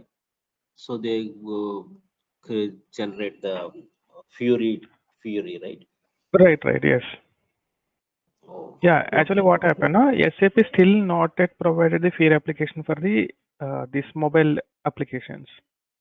Oh, okay. Only, yeah, Currently. currently, yeah. Mm. So maybe So in they the have to future, depend on they yeah, have to in a depend few, it on SAP, yeah, future releases module pool, if they right? provide, then they can do it. So currently still, even Mm. that module pool also special type of module pool. It's not directly like we have the flow logic, right? Modules, uh, process before output and after input. So we never write any piece of logic inside those modules. Still it is there, modules are there, but that is always we use the standard modules. And that Oh, is that is connected to the configuration. In the configuration level, we'll maintain the function module for each action. Let's say one screen contains the 5 screens. Either all mhm, the actions mm. we can handle in a one function module, or we can maintain the separate function module for each action. So that kind of difference is there. Oh, okay. Yeah. So Uh, mm. so we generally use the wrap now, or generally we are using the normal ABAP, normal S4HANA coding. EWM normal as for HANA coding. Okay. RAP is basically if client is interested to build the UI related application, then we can Mm-hmm. prefer to use the RAP. And SAP already provided a couple of the standard RAP objects for a couple of documents, not everything. So for Mm-hmm. delivery, they have provided, and warehouse task. That too, they have limited only 3 to 4 actions. Let's say create a warehouse task, confirm and cancel. But we have other operations also that still not yet provided. So they're actually implementing the all the features slowly for a release by release to the existing business objects, RAP business Oh, objects. Yeah. okay, Raj. Thank you. Okay. Yeah. Thank you. And maybe once we start the technical, maybe tomorrow or day after tomorrow. So I will also quickly revisit that new feature so that you can also start looking into that. Okay. So what are the CDS views provided? What are the RAP business object? What are the gateway service? Where to find? So you can also slowly, look into that topics. Sure, Raj. Yeah, Okay. sure. Yeah. Okay. I think, yeah, we can start now. Let me share my screen. Yeah. Any other question maybe before starting? Anyone? Yeah. So yesterday, right? Yeah. Yesterday, I would like to discuss about the business process, business operations actually, what kind of operations ideally we perform in the warehouse and how it is connected to other areas we discussed. And we started with the warehouse process and where we would like to discuss what is the benefit of the IM and WM level. So there are two things. One is stock related overview.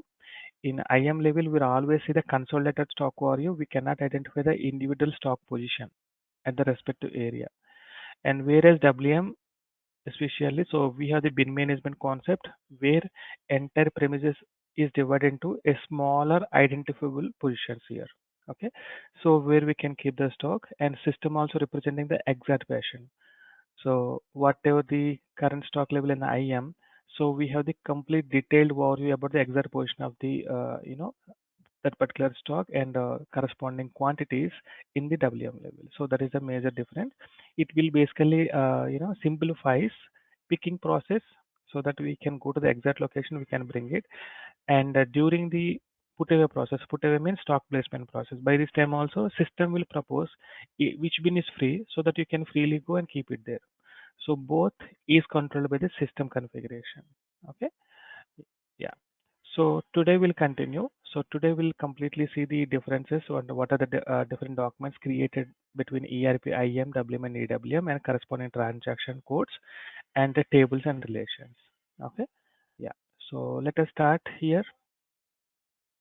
Right. So process wise. processes. So let me take inbound process here and quickly. And we have given the short note that what is the inbound process when stock is moving toward the warehouse, that is called as inbound process. And ideally procurement comes under this one. Okay. And if stock is moving from the warehouse to outside, that is basically sales process and the outbound process, right?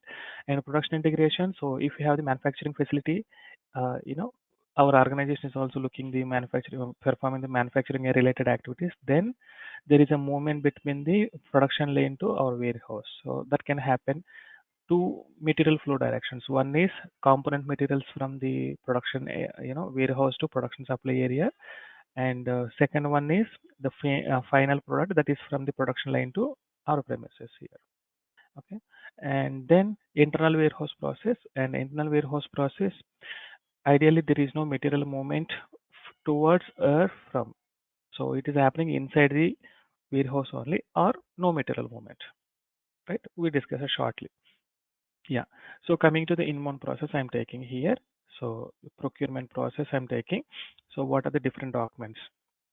So ERP. So then let me make it. So ERP with IM,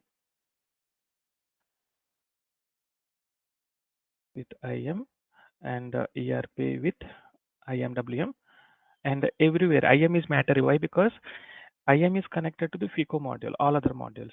So that means any operations we are performing related to stock, somehow even when you're using the specialized modules, somehow it has to be connected to the IM. So IM is a base within a ERP that will be connected to the other modules.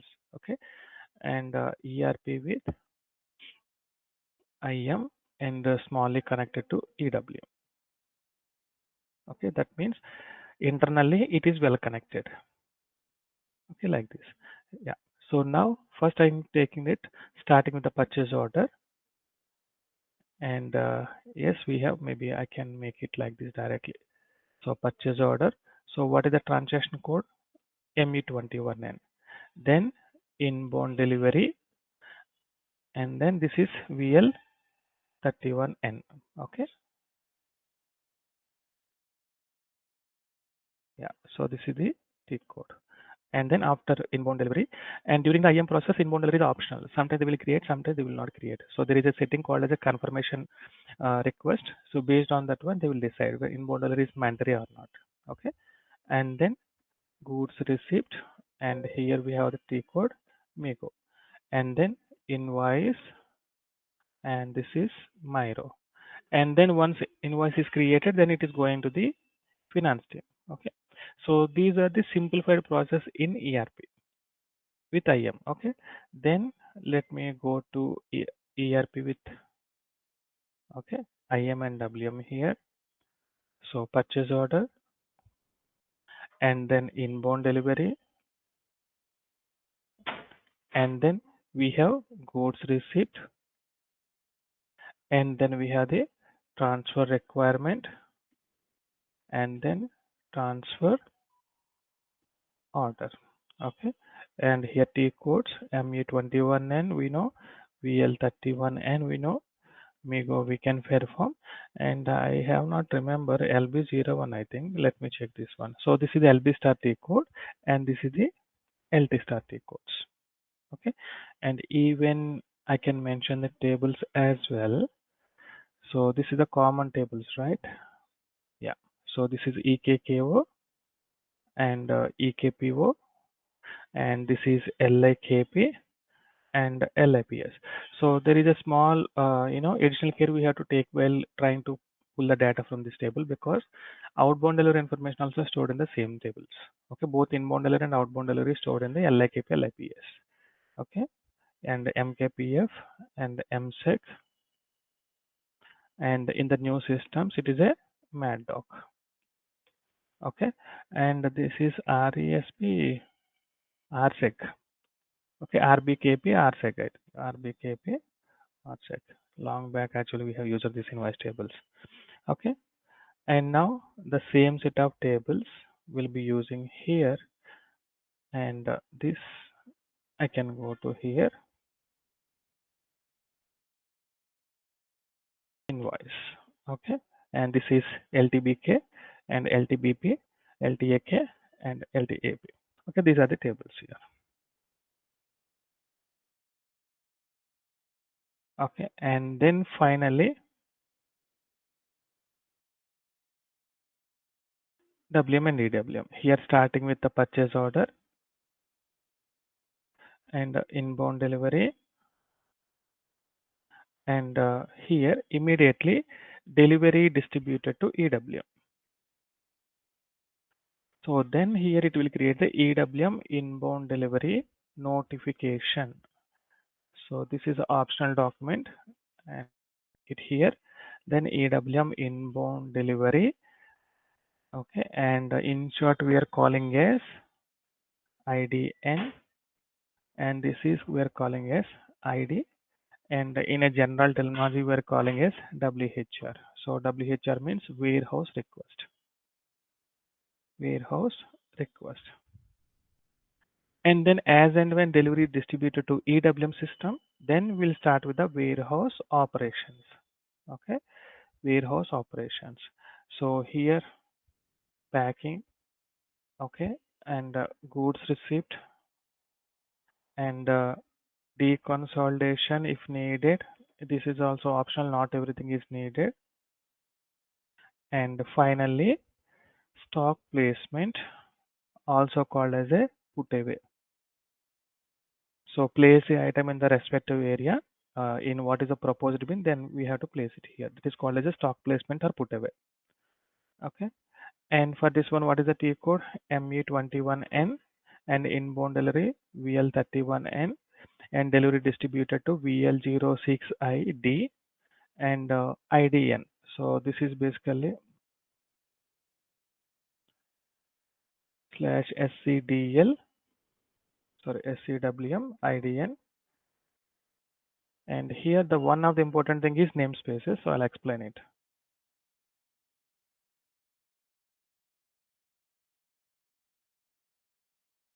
Okay, yes, IDN and then slash N slash SCWM PRTI. Okay, and then packing we can perform from here or from PPF process or RA process. SAP already given, and we can also create our own here. And similarly, goods received, this is also possible in the multiple ways. One is a dedicated T code or a backend functionality. Okay, and deconsolidation. So we have the T code slash N slash SCWM decons or PPF ideally. It's always from the decons only or RF. Okay, and finally stock placement. So here we can do this doing, and here actually two sections. One is create warehouse task and confirm warehouse task. Okay, and two sections, and both can be possible with the PRDI and PPF also we can do, and RF also we can do. So this is the backend functionality. This is the handheld device we're able to access. Yeah. So now one important thing is you can see this every transaction code actually preceded by the some namespace that is called as a SCWM. Okay. So what kind of namespaces ideally we can see for the technical objects in EWM. Okay. So namespaces, this is most important because we can encounter the different namespaces. So can we really consider not? Okay.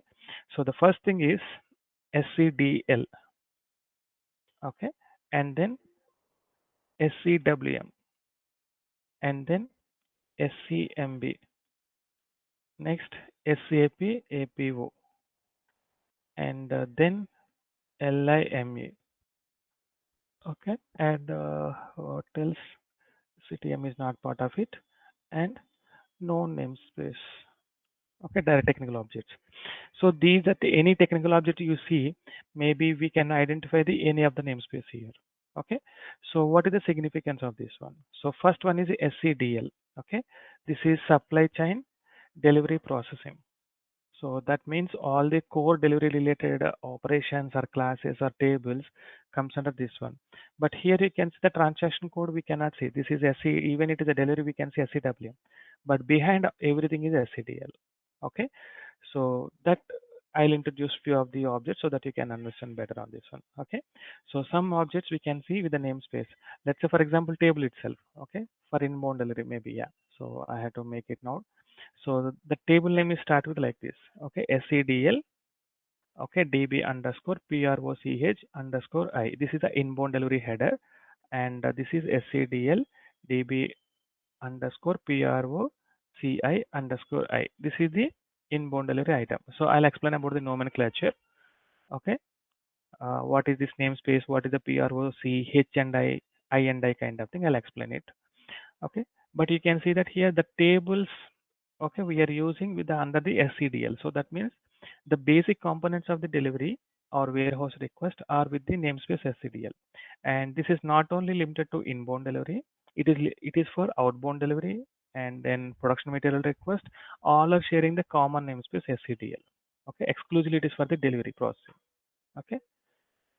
Next, SCWM, supply chain, warehouse management. So almost all the components, okay, all the core components under this namespace. Okay, you can see the transaction code itself we can see here. And even tables related to this one and transaction code related to this rest of the activities are comes under the SCWM. Okay, yeah. And then supply chain master data objects here, SCMB, master data business objects here. So product master data basically comes under this one. And why SCMB came into the picture is, so previously the EWM is part of the SCM box. Okay. So SCM is nothing but supply chain management. Okay. And this is outside of the ERP. So we have the possible, systems here. Let's say, for example, so this is my ERP and we have the various models here, right? This is my ERP. So we have the MM, SD, PP, QM and FICO. Okay, right, and PS, right? And like this, we have the various modules over here. And similarly, we have the supply chain management, okay, SCM box, where we have the EWM, TM, APO, like this. Okay, we have the separate models here. And here, for all the models, here there is no namespaces. Most of the models will not share any namespaces, only prefixes. Let's say, for example, it is a sales, it will start with V, right? And if it is a procurement, it starts with M, right? So like that, there are certain naming convention, but there are no namespaces. But coming to here, what are the technical objects here? Almost everything starting having certain namespace. For EWM, generally this is SCDL. Okay. So this is for SCDL and SCWM ideally. And for the TM, SCM TMS, SCM TMS. Okay, then SAP APO, SAP APO, like this. Okay, all the technical objects. But we have the common objects and which are sharing across everything. Let's say, for example, product master. Okay, product master or partner information. These are the common across all the models. So for that one, actually, they have used some kind of like this SCMB kind of thing, you know. So here also SCMB. Okay. So some of the objects are sharing across the multiple modules that are having the common namespace SCMB, master data objects over here. Okay. So now what happened? This is the previous version. Later what they did, so they try to move EWM and TM as part of the ERP as an add-on. Okay. Either ERP or S4 doesn't matter. Okay. Let me make it here. And it could be ERP or S4 HANA, anything. Instead of ERP, I can say that ECC or S4 HANA. Okay. And here also ECC S4 HANA. So now what they're trying to do is, so they are bringing some components from here to as an add-on here. Okay. Here. And yeah. Okay. Apart from the other models, SCM is also part of the ERP or S4. SCM means not complete box actually. So some EWM and TM are optionally they can keep it only EWM, or optionally they can keep it only TM. Optionally they can keep it only APO. You know, they have the multiple options here. So during this time, whatever the relevant master data objects related to this EWM also should be part of here, right? So that's why instead of they're renaming it to SEW, still whatever in the format they're having in the SEM box, same has been brought into our S4 system. So that's why some of the objects you can see in a still SEMB that we are using it, especially material master, okay, and partner information. So that still we'll be having here. Okay, this is called as an embedded system. Okay, so embedded means so we're able to group two different system into one components on its own, plus additionally SEM box also comes under the ECC. So we can open SPRO, there we can see all the models. When it is embedded, we can also see then EWM related stuff over there in SPRO. Okay, yeah. So that's why they brought it here. And SAP APO, this is also one kind of master data objects, not everything. Okay, so dedicated to APO will not bring, they have not brought it, but only anything related to common objects that they brought it. So here also supply chain optimization only, it is also for master data objects. So mostly product master related stuff we can see. Okay, so yeah. And then Lime namespace. And the Lime namespace we never ideally directly use in our programming. It is there internally. Okay, this is basically related to stock. Lime means lean inventory management engine. Okay, so lean inventory management engine. Okay. So this is called as a decentralized. Maybe let me make a note of it.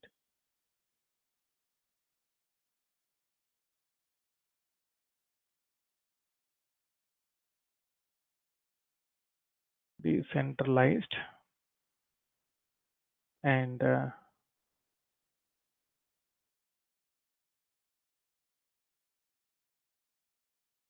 this is called as a embedded.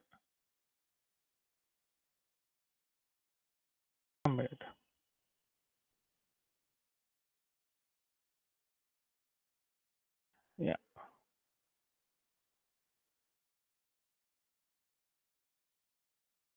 Okay, so just I'll keep it here.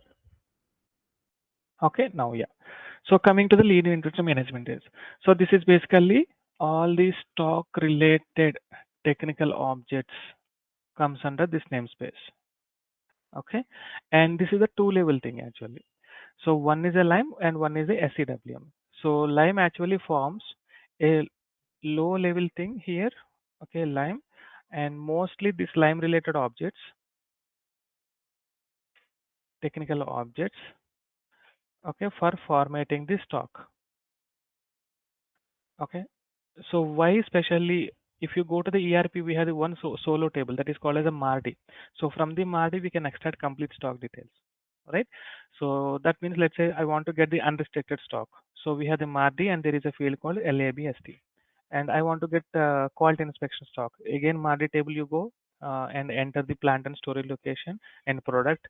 And then we can get the INSME something, the field is there. So from where we can get consolidated. But why especially we have to use this extra framework for the stock related stuff? And why? Because if you see here, scroll up the warehouse, typical warehouse. Okay, now there is a box. That box can be located here or still on the truck, or maybe in this area, in this area, in this area, or maybe here, or maybe even that is on the trailer unit, or could be on the forklift. Let's say there is a forklift vehicle, maybe still they have not unloaded stock, they kept it. Let's say for example warehouse, okay, forklift, okay, it might be carrying. So what they have done, so on the day end they have kept it like this only. Maybe next day they would like to do it. Okay, so here you can see still it is carrying it.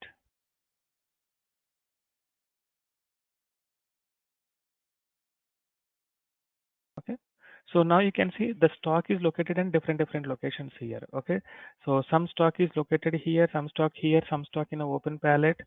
Okay, and the way of format is different. Some stock in the unloading zone and some stock in the repack area, some stock in the quality inspection, you can see, because we want to identify the exact location of the product. Okay, so we don't want to just to give that okay the stock is located in somewhere in the warehouse. No, so we want to get the exact location.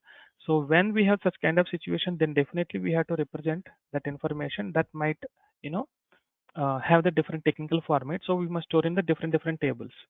Okay, so that's why where is this? Yeah, and right. Okay, so here various tables behind that will store the respective information. Okay, stock related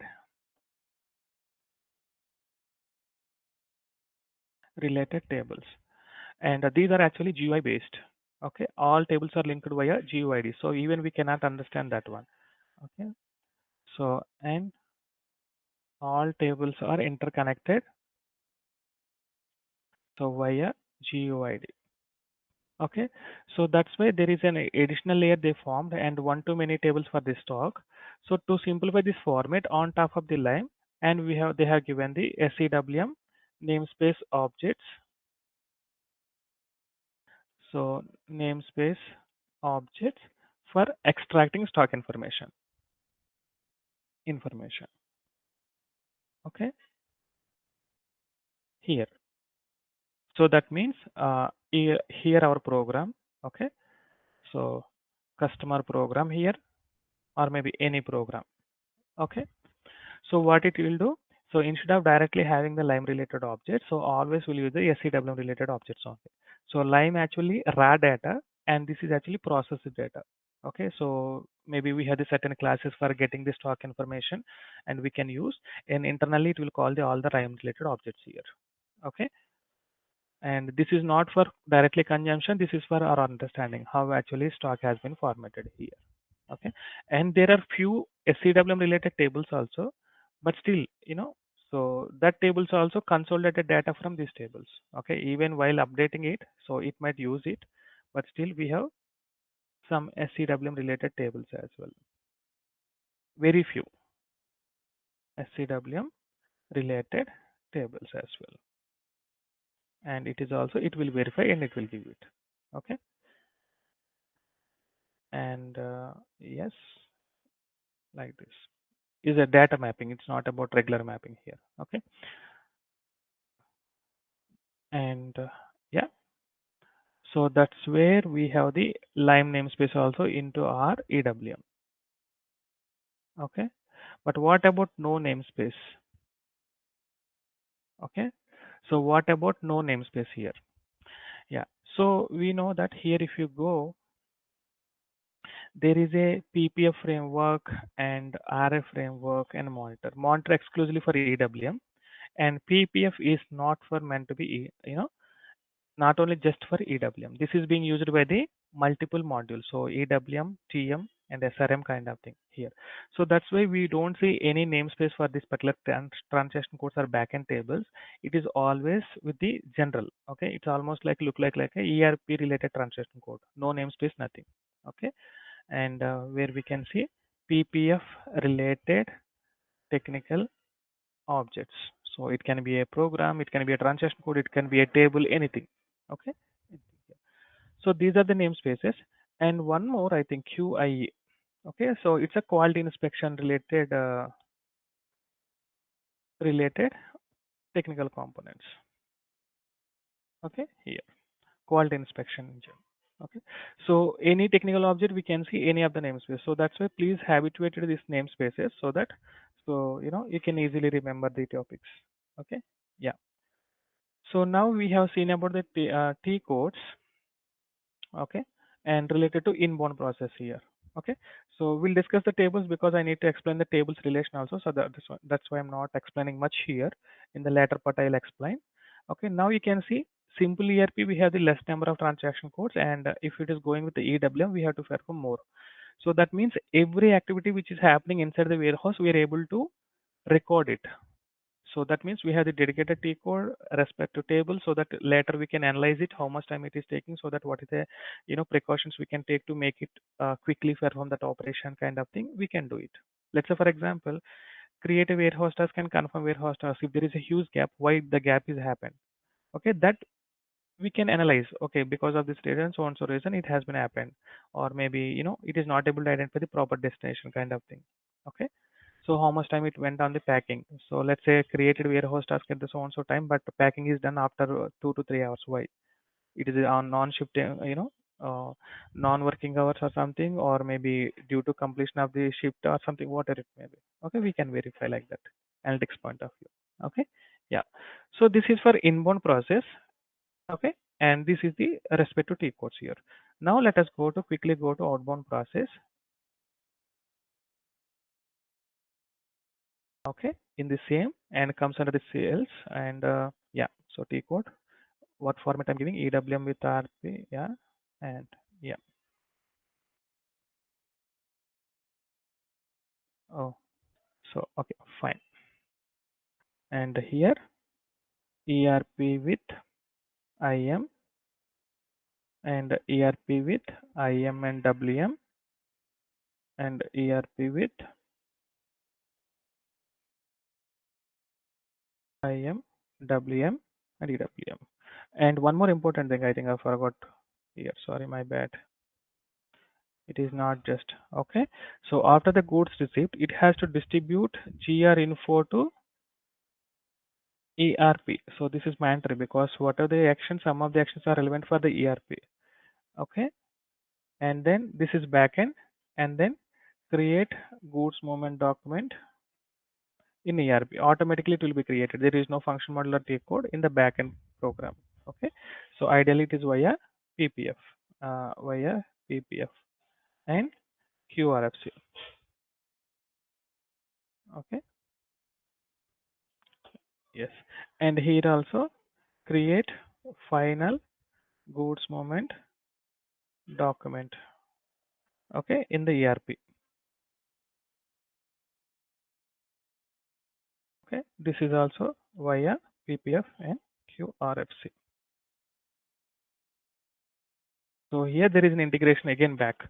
So here one is the forward direction. So ERP delivery distributed to EWM, and whereas the goods movement information is distributed to ERP. Okay, so this is also extra. Yeah, and now it is the outbound process starting with the. I'll go with the sales order now.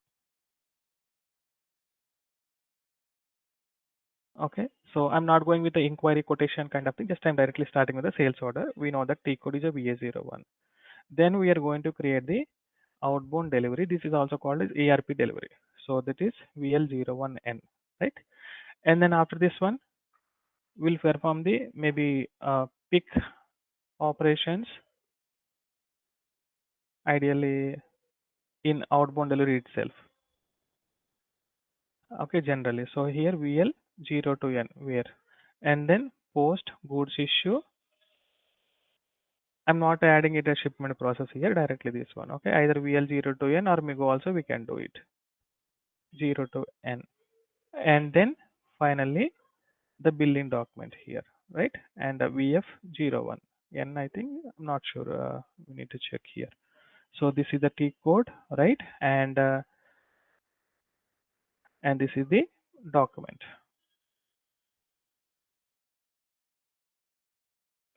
So this is the simplified operations like this. And when we choose with IM, WM, okay, then what is our document here? Let me bring these things here.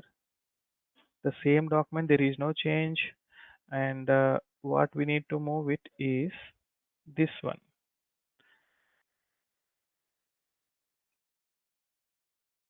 Okay, so after the outbound delivery, what will happen? So there is a document called a transfer requirement. Okay, this is for picking process or stock removal. Okay, and then it will be converted to transfer order. This is the executable document here. Okay, and here also the same thing, ELB star. I forgot the transaction code. This is the LT star here. Okay, and there is no picking operations here, only goods issue. Once picking is completed, picking and packing, then we're going to perform the goods issue here. So these two transactions instantly happen. Okay, and then what are the tables here? Maybe I think we need to make it tables as well. And we know that it is a VBAK and VBAP, VBEP, right? And outbound delivery LIKP and LIPS. So this is also we know, and this is the same table, status table, VBKD, I think. Let me check that business data. Okay, I'll verify this one. And this is MKPF and MSEG in the older systems, if still using the older systems, or MADDOC in the latest systems, right? And billing document, I forgot. VBRK and VBRP. Okay. Okay. And here also the same tables.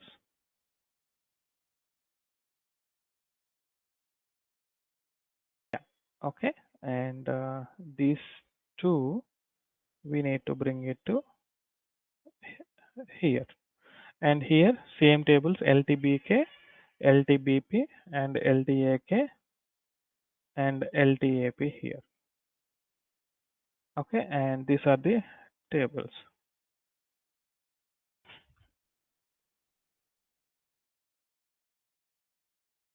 Why this?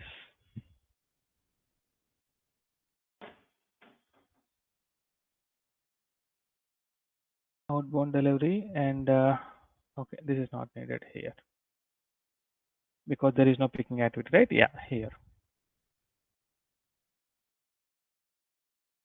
These are the tables. So these two extra over here. So before goods issue, actually this perform. This is called as a stock removal or picking process. Okay. Yeah. Then finally, if you're using the ERP with, you know,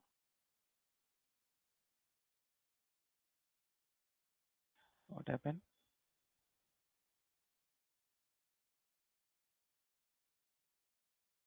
Yeah. Okay. We got it. Right. And here only, what are the documents we have? Sales order and outbound delivery. And then, okay, distribute to EWM here.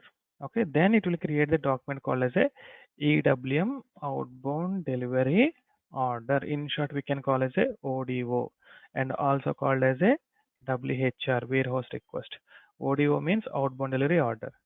So I think 1 second. There is one more. Okay, outbound delivery request. In short, we are calling as a ODR. Okay, and subject to, you know, system landscape. Why I'm making a star here? So here also I made it and here also made it. Where is this? Yeah, here it is. Okay, I'll explain what exactly this. Okay, and then after this one, we'll start with the warehouse operations. And it is ideally most of the business we have been into 3 different kinds here. Okay, one is simple picking. Okay, and the picking with warehouse processing. Wave management. Okay, these are the 2 things. And shipping using TU. So these are the 3 types. So simple picking and shipping, and packing with wave and simple shipping, and finally shipping with TU. So this is not actually alternatives. So in some process they will include everything, and some process they will include this one and this one. Some in process only they will include this one kind of thing. Okay. So general picking, what will happen? So once a delivery order is created, then we'll creating the warehouse task. Okay, this is a special document. This is not explained, right? I'll explain it here. Okay, warehouse orders here. So from where we can create the T codes, again SEWM. Okay, let me add the T codes as well here. So T code. Okay, and here, and sales order, we know that VA01 and VL01N, and distribute VL06OD. Okay, here previously you can see it's ID. ID means inbound delivery. Now OD means, here you can see that. Okay, ID means inbound delivery, OD means outbound delivery. And then here ODR, there is a general T code. I'll explain ODR, I think, yeah. /n/SCWM outbound delivery request, ODR. Okay.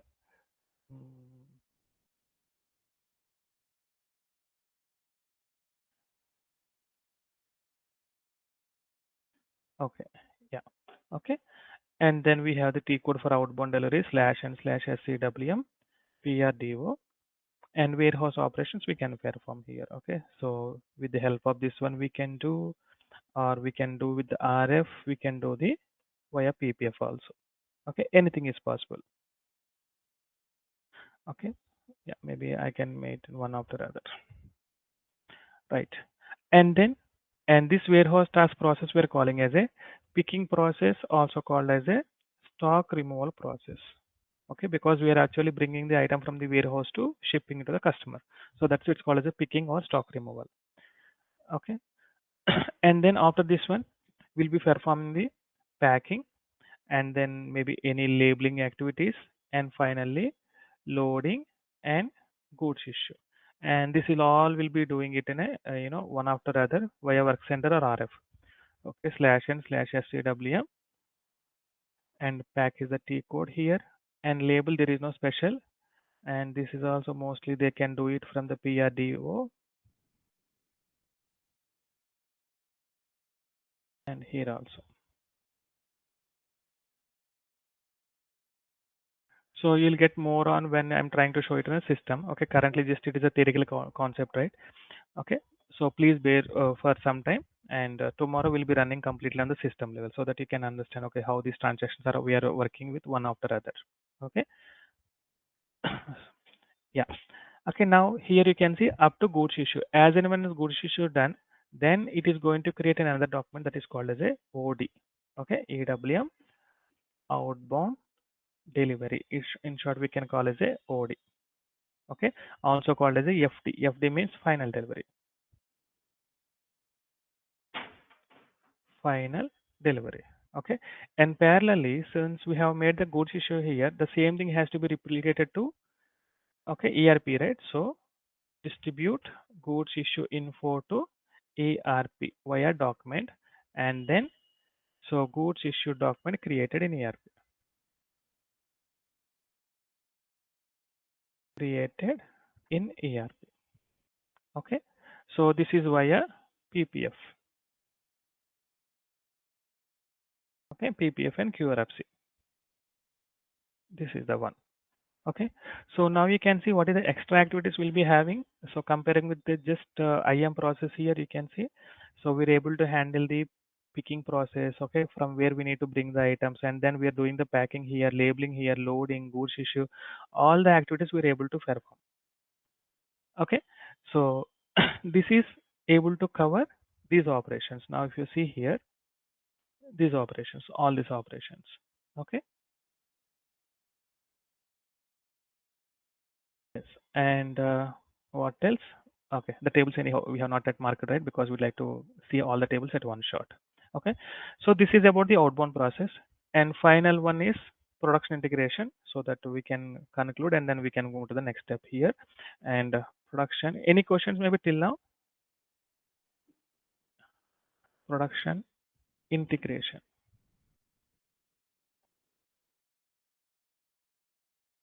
Okay, yeah, fine. Okay, now ERP with IM.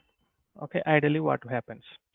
So there is here coming to the rest of the two, we have the two kinds of process here. Okay, because raw material consumption and final product receipt. So there is a two material movements here, but here only one direction, right? In inbound and outbound, we have only one direction, either going from the warehouse or coming to the warehouse. But here both the directions. Okay, so here the very first important document is, so here document is production order or process order. Production order or process order. So production order means generally if it is an automobile industry or anywhere, once we produce the product and still dismantle it and you can recover some of the raw materials, that is called as a production order. Okay, that kind of industry will use a production order. And coming to the process order, ideally if you make any product, but if you want to dismantle or scrap it, you cannot get anything written. That is called as a process order. Ideally for chemical industry, food industry, pharmaceutical. Okay, once you mix all the components based on certain formula, that is done. So whether it is successful or not successful, if it is a successful, we can get it the final product. If not successful, we have to trash everything, so we cannot get anything back, right? So because it is already mixing of the various items, and that cannot be recovered back. Okay, so that kind of industry will use the process orders. Okay, this is the difference between the production order. Okay, production for the regular automobile, electronics industries kind of thing, whereas process industries means chemical industry, pharmaceutical, and food industries kind of thing. Okay, yeah. So here the first one is a production order, and against this one what it will be created, a reservation. Okay, so there is another child document created against the production order. Now, after this one, it is a final product receipt or component materials consumption. So here what will happen? Goods issue for components. Okay, ideally. Okay, and final product receipt, and this is the goods receipt. There is a concept called as a confirmation also here, but I'm not explaining complete details, but at least what are the basic documents, what are the subsequent operation we are going to perform.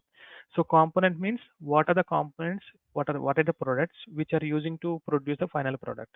Okay, so that's called as a component material. Let's say for example, there is a concept called as a BOM, right? Bill of material. That means what is a BOM? So so products and which are needed to produce final product. Final product. This is called as a BOM, right? Final product. And corresponding quantities also. Let's say for example, we have the car. How many tires are needed? 4. How many steerings are needed? 1. You know, like that. How many bulbs are needed? So head bulbs are 2 and back, indicators 2, like that. Okay. Products and corresponding quantities. Okay, this is called as a BOM actually here. And these products here calling as a products and corresponding quantity to produce the final product. Okay, so this, what are the products which are needed to produce a final product, is called as a component. Okay, so here, and how it looks actually the format. So when we take any production order, and when we take any production order, there are two things. Okay, and it won't go to the top, no problem. Okay, it is a two sections actually. One is related to characteristics of the final product. Okay, so final product details. So what kind of details here we have? So product and receiving location and production dates, etc. Okay, and the second component, basically what are the components are needed. Even we have the routing, other things also, that is not important, and we are thinking about only product information, right? So component material information. So component materials.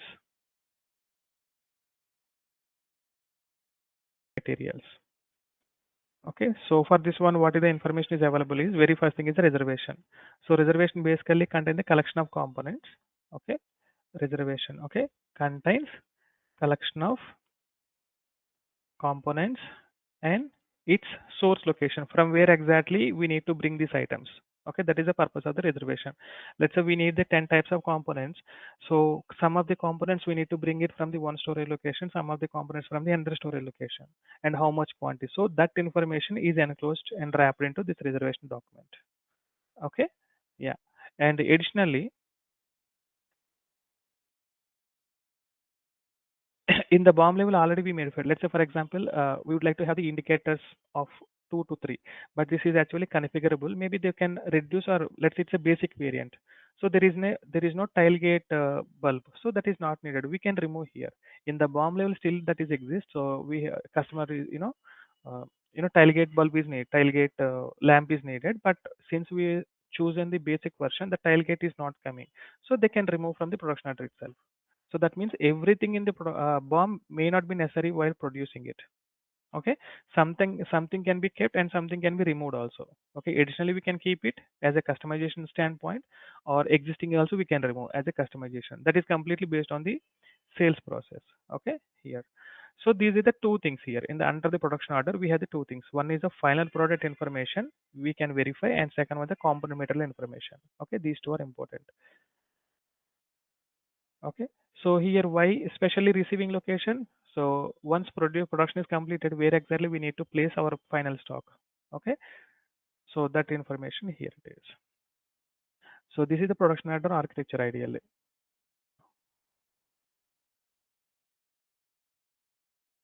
Okay, yeah.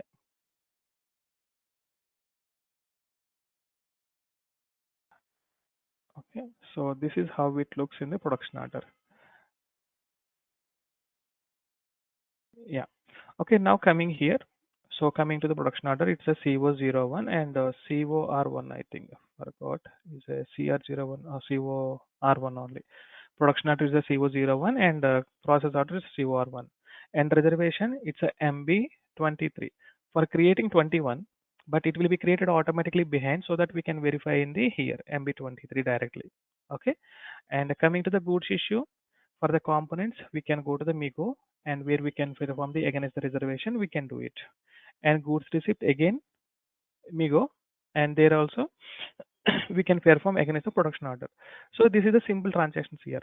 But ideally, these are the specialized transactions also they will use, that is called as a staging and consumption activity. And here actually production order confirmation. CO11 something they will use other transaction code, but basically it will communicate to the same kind of transaction code here. Okay. Yeah. And after this one, ideally we don't have any billing. If you have the goods receipt and goods issue, ideally we should have invoice or goods invoice or billing document, right? But here what happened? The costing document. So how much cost actually incurred for producing this item? So it will go to the costing area. Okay, not about the billing or invoice. Okay, when we are purchasing or selling, then these are the documents. But when we are manufacturing or producing it, so we have the costing related stuff here. Okay, so that is again going to the FICO area. So based on this one, they will decide how much price we need to keep it for this product. Okay, yeah. And so coming to the tables, okay, so only these tables already we are aware. And MB23, it is reservation, RESB. Okay, so tables, and this is the T code. Okay, and coming to the COR1, COR2, I forgot AFK or so common table CAUFV. Okay, and AUFK and AFPO. Okay, if I remember correctly. Okay, subject to correction here. And this is, we know, MATDoc I'm directly writing instead of MSEG MKPF, or maybe let me bring it directly. Yeah, this one here and here also the same. Okay, so I have provided only limited transaction, but we have the many transactions over here, COOIS, and this is for information system. From there they can perform certain operations, and CO11, CO13, where actually they're going to perform the confirmations. That is actually partial goods movement. So they will ideally they may or may not produce complete products, right? Let's say for example they want to produce 10 cars in under the single production order. So today morning they produced the two, so they will confirm the two receipts, and afternoon two, and like that. Next day one, and day before, then later one more, five, like that. Okay, so partially they will perform the goods receipts here. Okay, yeah. So now there is no much difference here. Similarly, ERP with IM and WM. So you can clearly see that these two, there is no change. So we can make it as is.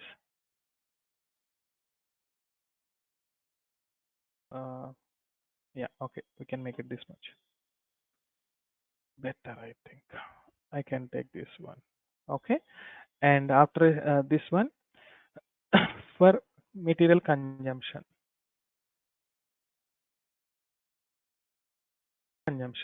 Okay, so here same thing, transfer requirement for reservation and the transfer order. So for picking process, then finally goods issue, because simply production team requesting some stock, but what are the warehouse team, how much work they are actually doing? There is no log or here, right? But here we have that. So they have warehouse team also done something here. So finally they have did this one. Okay, the same thing, LB star and LT star, and goods issue again will go to the MIGO only. So additionally, okay, and then final product receipt also, and here also the same thing. Okay, and then goods receipt. Sorry, my bad, this is the second will come. Okay, first goods receipt, then once it is arrived they will decide that where to keep that items here. Okay, like this. You can see where actually what happened wherever we have the goods moment, there actually it is coming to the picture, right? Either before or after. Goods issue, before goods issue, we need to bring the items from the warehouse. After the goods receipt, we need to place the items to the warehouse. So by this time, will come into the picture, transfer requirement and transfer order. And tables remain same. There is no change. And here, and sorry, my bad.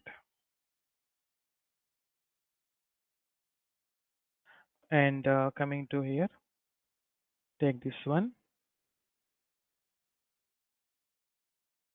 Right. Okay, this is ERP with IM and WM. And what will happen with the ERP with IM, WM and EWM? Okay, ERP with IM, WM and EWM.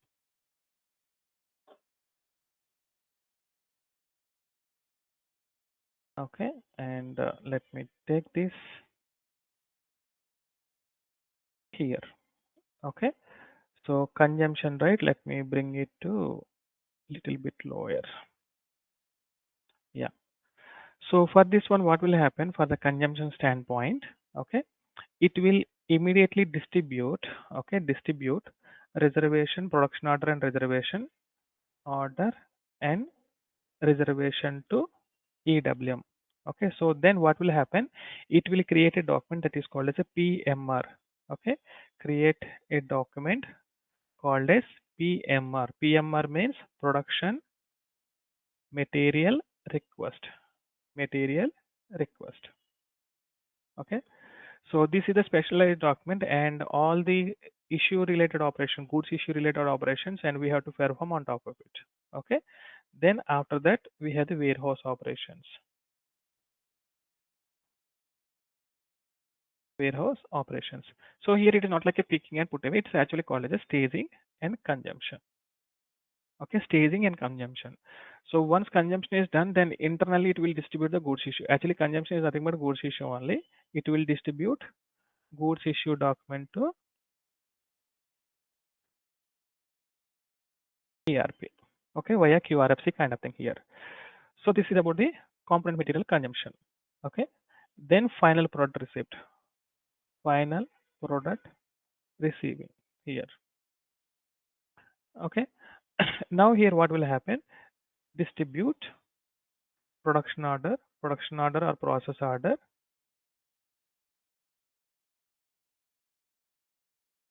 to EWM.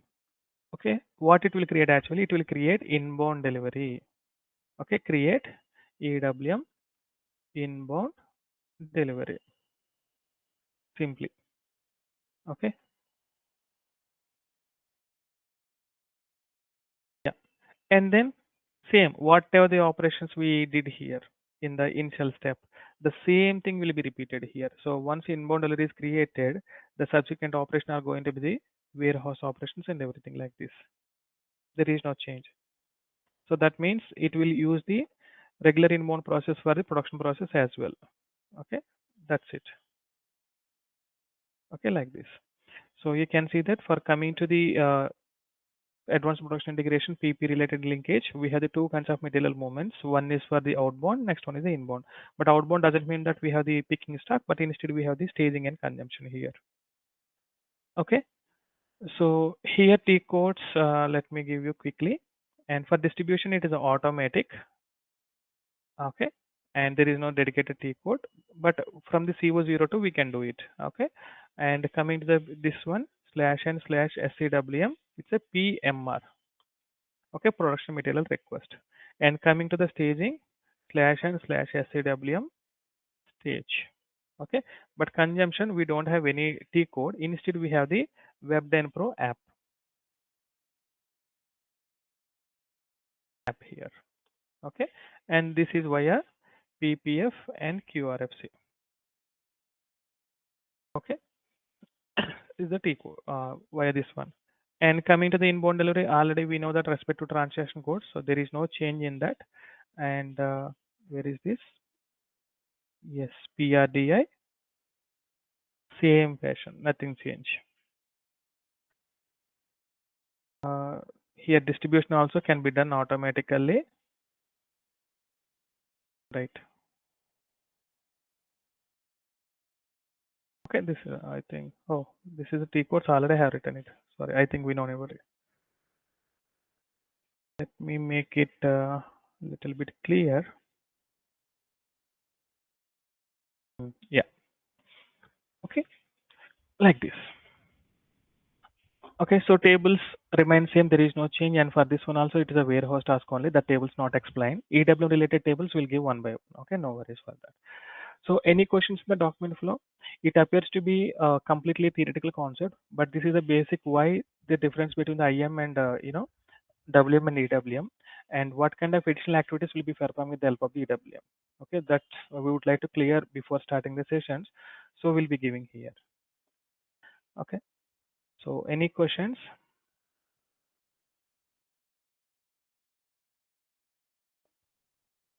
Yeah. Okay, so here we have given that warehouse process operations as well as the even it's like a document flow only, but the tables relations and the transaction code test data we have not started. So tomorrow we'll be starting completely technical. So what are the tables behind, what is the relation between, and we'll be preparing the test cases one by one for everything. First we'll complete the inbound process and end-to-end run. Then we'll be starting with the programming. Okay, then during the programming we'll come with the other areas as well here. Okay. So tomorrow onwards, we'll be completely working from the system. Okay. Any questions? I'm closing for the day. And okay. So any questions? Any questions?